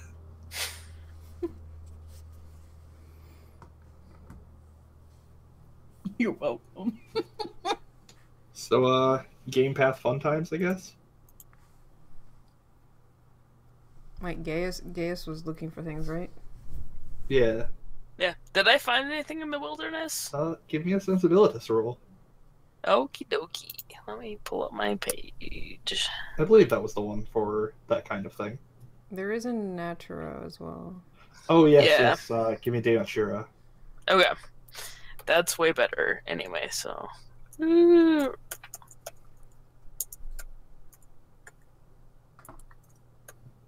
Would you not knock over the camera, please, cat? What if I want to knock over the camera? God, I can't type when I'm talking about cats. And then I looked over just in time to see him thwap the camera. That was great. Okay, I got a 12, which is not great. I mean, that's not bad, actually. I mean, for me, it's not great, but... Yeah. Weird, it's not... Oh. That's not letting me mouse over the result for some reason. Are you a wizard? Sorry, Roll20 is doing weird things. It's letting me, like, drag chunks of text instead of, like, telling me what the roll was. Anyway. That is a really good cat. He is a very good boy. Anyway. What was I saying? I was telling you the result of that. Me in the wilderness! Yes. There's a lot of deer in this area. The wildlife seems very healthy. You can tell from the traces of scat that you find that they are well nourished. They eat a lot of the black currants and so on nearby. That's about it. Sweet. No traces of humans on the game trails. Nothing that strikes you as abnormal. Nothing that looks like a group with heavy loaded stuff. You see the occasional singular tracks of something like probably a hunter, perhaps. Okay. That's shitty. Not what I wanted. I will return to town upon Bad news, guys. Brigands aren't raiding your town. At least not from the woods. Yo. If they're on the main path, like, fuck you all, I guess. Who does that? Who goes on the main path? What the fuck?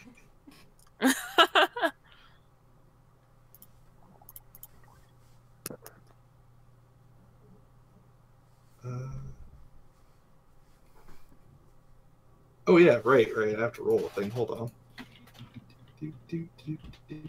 Mesh page up. You mean you don't just have like 4 copies of it open like me? No, I keep forgetting to set that up properly in this PDF reader because I have to actually go enable some stuff in the options so I can have more than one instance of it. Oh, I just meant like in a web browser. Oh, yeah, that would also work, I guess.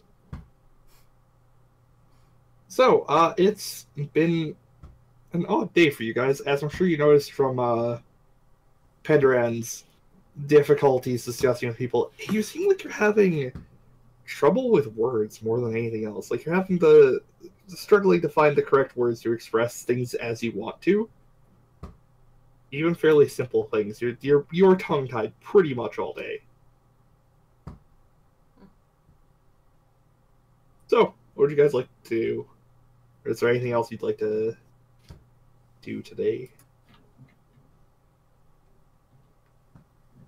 Wait, who's tongue-tied all All day? of you. Oh, yes, well.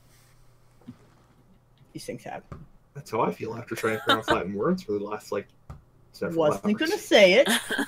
No, like, my tongue actually hurts. Amazing. Oh, my tongue's gonna be so ripped after we finish this. I mean, I don't think I was that tongue-tied. I was probably playing with a cat all day, but, you know. That's true. Playing with some feral cat you found. Yeah. It was That's super why- So cute. you have rabies, alright. Gray fur and it's like bright green eyes or whatever color that is. Kind of yellowish green. I think it's more yellow than Greenish, gold. grayish, brownish color. Some sort of eye color, yeah. So I tell the others what I found when we get back together. Do you get tongue-tied when you do it? Yes. Nah. Youngins aren't useful at all. Shady, hiding, plotting. Ah.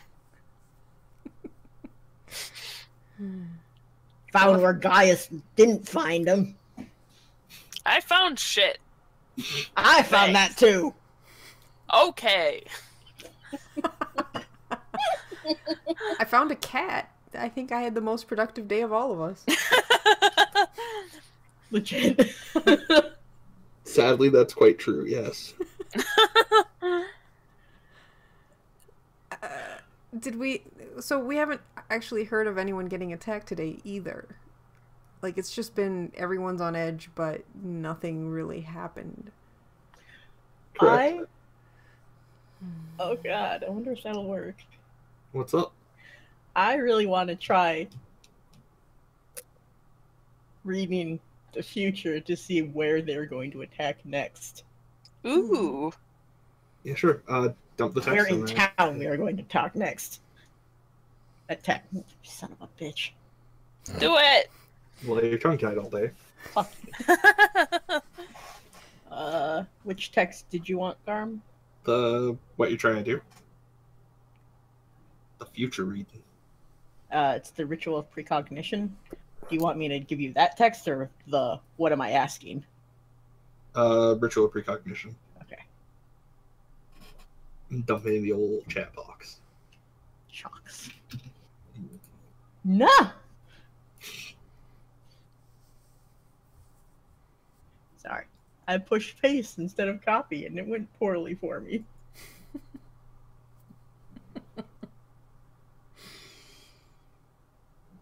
And I missed half of it. Lol.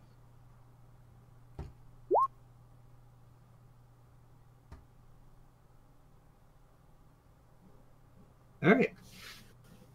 Yeah, sure. Do you want to perform that dope-ass ritual? Give me a roll Magic. for De Magia. I like how the legitimate question is, who killed Gaius? And we're like, wait, what? I wasn't gonna say it, but yeah, I like how that is. Who killed me? Am I dead? I feel like that's a more relevant question.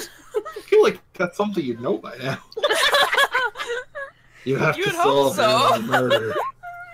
I mean, I played Murdered Soul Suspect. You're dead that entire game. Ooh. Terrible game. God, I feel sorry for everybody who worked on it because it seemed like great ideas, just botched execution. Anyway, How do you You really get it. feel about it, Garm?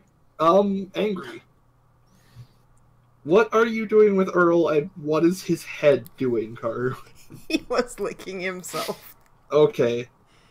That's all I don't can have- see is head, like, interpolating back and forth between two positions, and it looks real Yeah. weird. Now he's Yeah. looking like right next to his neck. My camera Yeah. is kind of... Also, I rolled a 10. Yeah. Alright, so you see some freaky visions, you see a braided man, you see, like, a road, and that's about it. real useful. Really useful. Well, they're on the move today. One of us stay at one end of the road and the other two stay at the north end. Like, I feel like that's the only way to. So, I think I may have screwed up my description earlier. I think the attacks are supposed to be more frequent in the north, so I'll give you guys that one. Okay. Okay. So we just like camp out at the northern gate For an ambush. Yeah. Just wait until you hear screams. That's what we did last night. That's basically what we have to go on so far. Hey, at least I don't have to sit on a horse. There are no horses involved. There are like the guards of this town are doing patrols at night outside or just in town? In town, but also along the roads. Okay, so we could probably depend on them to kind of be our first alert and be on standby to like run in whatever direction the alert comes from. Mm-hmm. Like let them, like let the guards know that we're on standby, and if anything happens, to send someone to alert us. Kind of thing. All right. Yeah. That way we don't have to patrol. We just wait and. Mm-hmm. Wait. Play some cards. Yeah. I think it's casting dice at this point in history, but yes. Yes. The D20. I mean, you joke, but there are actually ancient Egyptian D20s. Oh, I know. Yes. They were smart. They had the cats and the D20s. Earl. Iconic. Hashtag relatable. I think it was Lex Arcana that had the stretch goal of an Egypt. Yeah, it was as well. Yeah, no, I'm real excited for that. That's gonna be cool. Mm-hmm. Anyway, it's a fairly uneventful night. Same. Nothing really seems to happen that night. Oh, cool. Does that mean I get to roll the... Yes. Oh. Yes, you do. The real important questions of the day. Oh, fuck. Okay, so that's what I get for not sleeping at night. You're having Get some wrecked. troubles, aren't you, buddy? 6 was the thing, so it's not like it's worse or anything. It's just...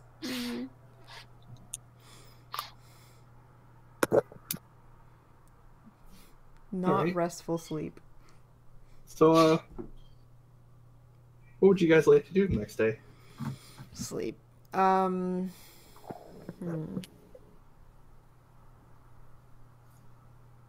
about we actually, like... Are there any, like, merchants or anything in Sidolculus looking to go north? Not at this time. Merchants would be coming towards it as the market, like the market part of the week approaches. I suppose the weekend, which would be starting tomorrow. Is there any like anyone wanting to travel north? Like some rich dude or whatever. Yeah, give me a roll for Day Society and see if you can scrounge a boot and find someone. Do you want me to help? I saw your rolls. I think I'm good. Legit. All right, 11. Woo! I actually have points in that shit. You manage to like as you are. I'll get to that actually happening in a sec. You do find someone, but while you're out wandering about, you guys decide to stop for some food. I mean, we do get hungry eventually. Mm-hmm. Yeah. I can eat. Mm-hmm. Yeah. You guys pick up some. Oh Lord, mashing page up. You guys, as you're wandering around, you pick up some bread and mortem, which is a cheese and herb spread from a street stall. About halfway through the meal, you guys realize that the food has turned into a rotten mess teeming with maggots. This is a bad omen. Ugh, I dropped that thing. Has this been like this the whole time I've been eating this? You're not really sure. Wait, you said Okay. moldy and with maggots. I'm Sorry? gonna take You said one more moldy bite, and with maggots? just because. Yes, it's just like absolutely covered in maggots all of a sudden. I mean, maggots are fine. They're tasty, but is it Yeah. moldy too? Probably, Protein, yes. bruh. Like, this is suddenly Oh, entirely rotten. okay. Okay, yeah, I drop it. Wait, you weren't going to before? I wasn't going to. Like, if I Ugh. had been like somehow mysteriously eating maggots the whole time, I'm pretty sure it was delicious. Look, I'm glad you. Wait, First of all, I've been there in life, and no, it's not. Yeah, the first Also- couple of bites were probably fine, and then suddenly... Do not eat crackers that you just found in your cabinet that have been there for 9 months. It does Oh, not yeah. end well, especially if that box was already open. Mm-hmm. Well, it's the same with flour. You always check your flour before you use it. If No, it's been like we opened. were really So- hungry, and Kenny and I hadn't gone to the grocery store in 2 or 3 weeks. It was the All of only you thing take- in the house. All of you take 2 toxic damage, by the way. Oh no! Aw. Come on, man. That's like an eighth of my health. At least it was 2. I round up on the person we bought it from and is like, you sold us rotten food? Magical rotten food. It's full of What? maggots. That's all. Everything else I have is perfectly fine. Are you sure? Absolutely. And he, like, shows you the spread of stuff, and it is all perfectly fine. And I look at the thing that I just dropped on the floor and it's like, that's what you sold me. And it is perfectly fine. Fuck, what? Yep. You I pick look it at up the and food eat it. you...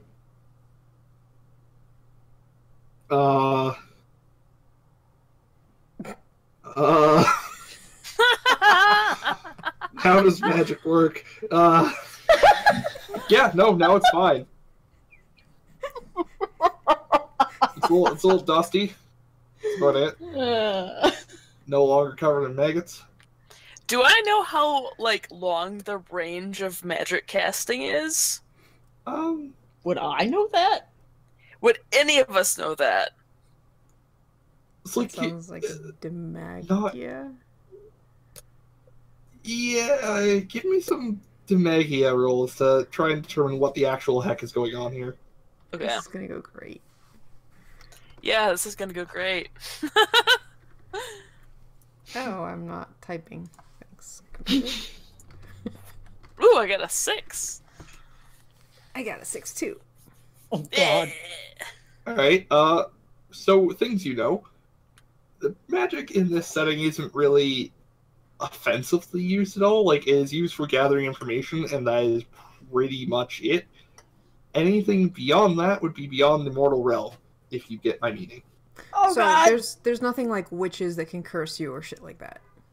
Not as far as you're aware. There may be some bizarre foreign magics, like in the realm of Aegyptus, or so on and so forth, but Mhm. Not locally. So Not not like making us see shit kind of magic. So this effect that we've experienced could only come from the gods. yes. I round up on the poor merchant that we've been yelling at. Where's the nearest temple? Just down the road that way. And he points. So, Guys puts a hand on his shoulder. He's like, "Are we going to fight the gods?" no! Don't be foolish. We would lose. Fight the gods? What do you think we are, Jewish?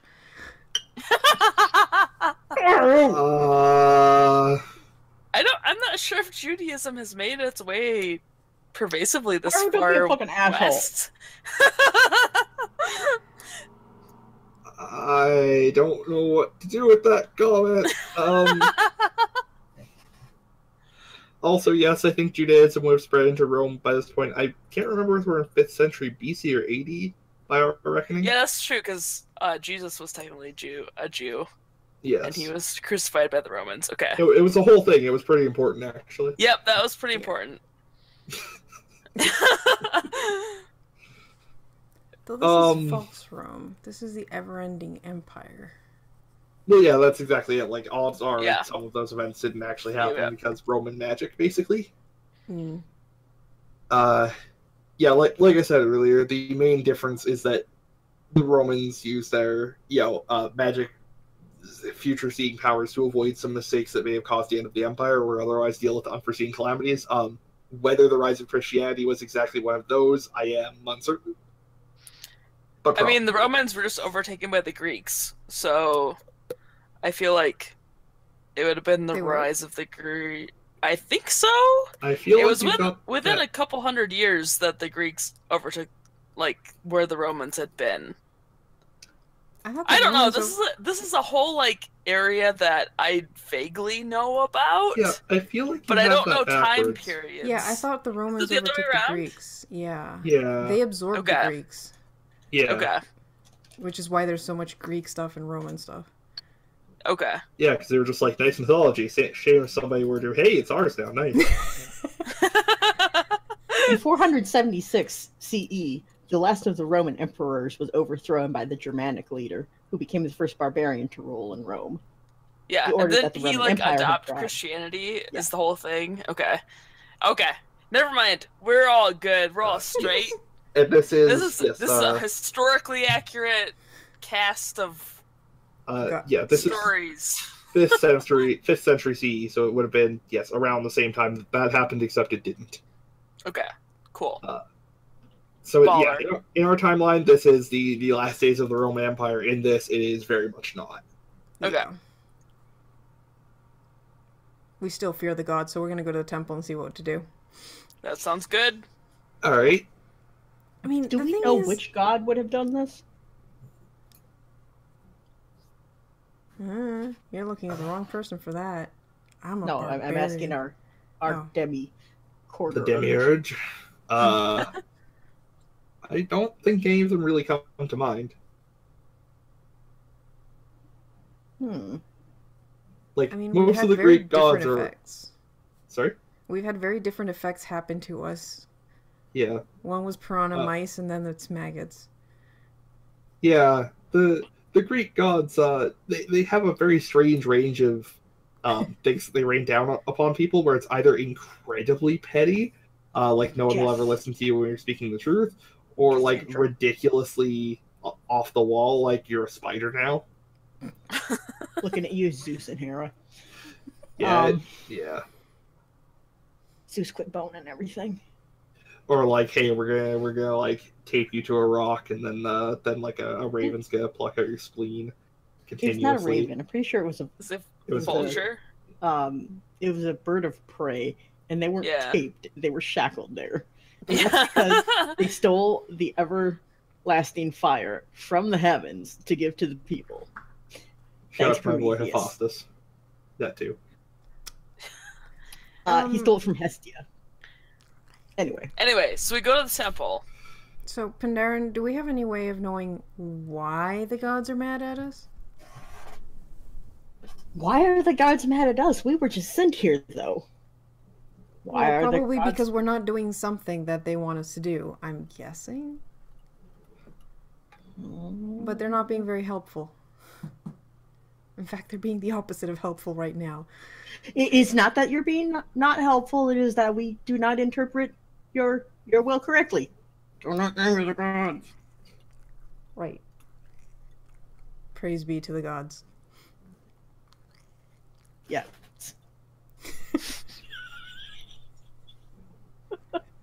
Damn foreigner. Trying to get us all killed. Hey, look, I'm just a 23-year-old foreigner. From foreign land. From foreign land. I think that's in Scandinavia. I'm actually from Orientis. So, the east. Yeah. Vaguely. Probably not that east, but you know. Yeah. I think you're supposed to be from the Alps, actually, because it describes you as being from the mountains and stuff. Yeah. Mountains of Dacia. Wherever that is. Gotcha.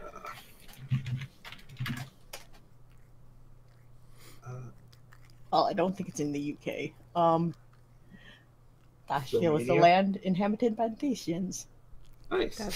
That's useful. Suppose that makes sense. Romania.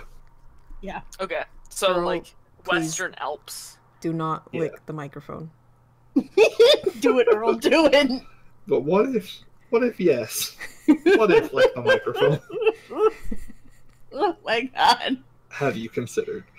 At least he wasn't licking the mesh part. Anyway, yeah.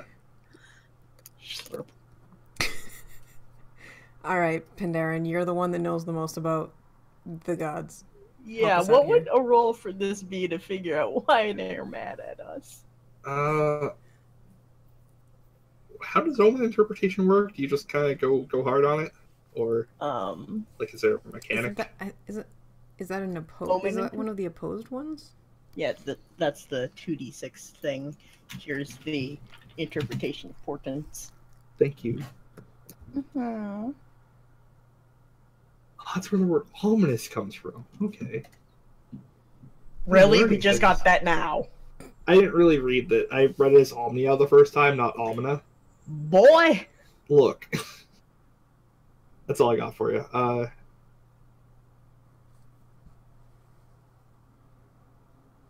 Alright, well, here's your difficulty threshold. Smack dab in the center.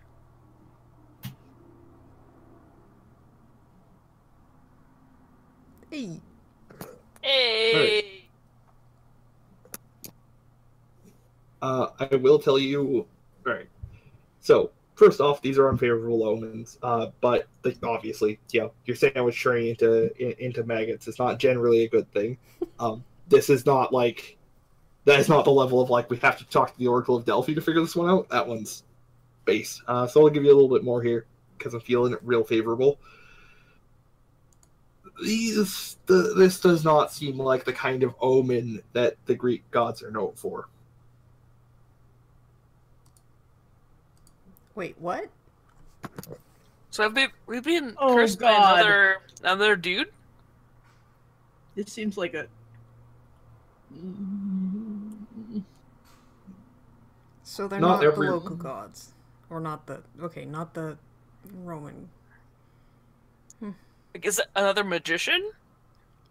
Well, This this is is still like a beyond the kind of, plague. like, Okay. normal human power, yes. Okay. Is this like a Plague of Egypt type of god? I mean, that was like the god, like the capital G god. I don't know. Well, if yes, but this society doesn't believe in that right now. Yeah, we're not going to quite get into the intersection of Christianity and Lex Arcana, I don't think. God, I hope not. Unless that's where the session ends up going, in which case, well, you guys will figure it out. You said we were in Gallia, right? Yes. Ancient home of the Gauls. So could it be for the Gaul gods? Have we ever heard of gods in distant lands that may have done this or done things like this? Well, from my understanding of how previous societies of this era viewed gods, they were not. The view of a single god being all that exists is basically a Christian thing. More early monotheistic stuff would often, and again, anybody in the audience, correct me if I'm wrong. If you have more comparative religion experience than I do, my understanding is basically that they viewed the gods of other lands as entities that also existed. It wasn't an issue of like ours is the real one, is ours is the one that you should follow. So like yes, you would be aware that there might be other sets of gods out there. Nothing particularly comes to mind because education on the pagan gods is not exactly common.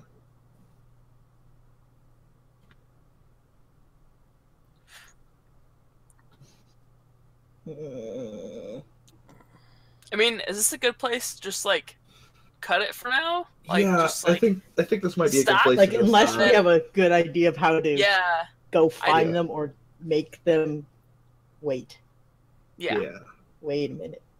What's up?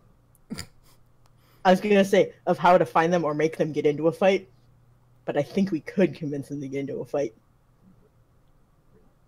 Convince who? Like my next idea is just like riding into the woods in a The direction shadow dudes. and just being like, No. "Hey, The yo, little I short have a shadowy bunch dudes. of gold." Well, that's 'Cause- why I was looking for someone who was traveling. Yeah. And yes, we will get to resolving that. Sorry, we got kind of sidetracked. But we will get to all of that next time. This has once again been Lex Arcana, an Empire Without End by, what was it, normal games? Regular games? I think it was regular games. Standard games? I don't know. I swear, quality games. It's some kind of adverb and games. By quality games. This is the second edition. This was the quick start from their Kickstarter. We do intend to do more of it at some point in the future because this has been, I don't know about you guys, but I'm enjoying the system and setting. True facts. Hashtag just Roman things. Hashtag just Roman things. just a guy getting ripped up by monsters. Oh, Hello. As you do. as you do. All right, well, I hope y'all enjoyed this as much as we enjoyed playing it. Have a good night. Night. Bye. Good night.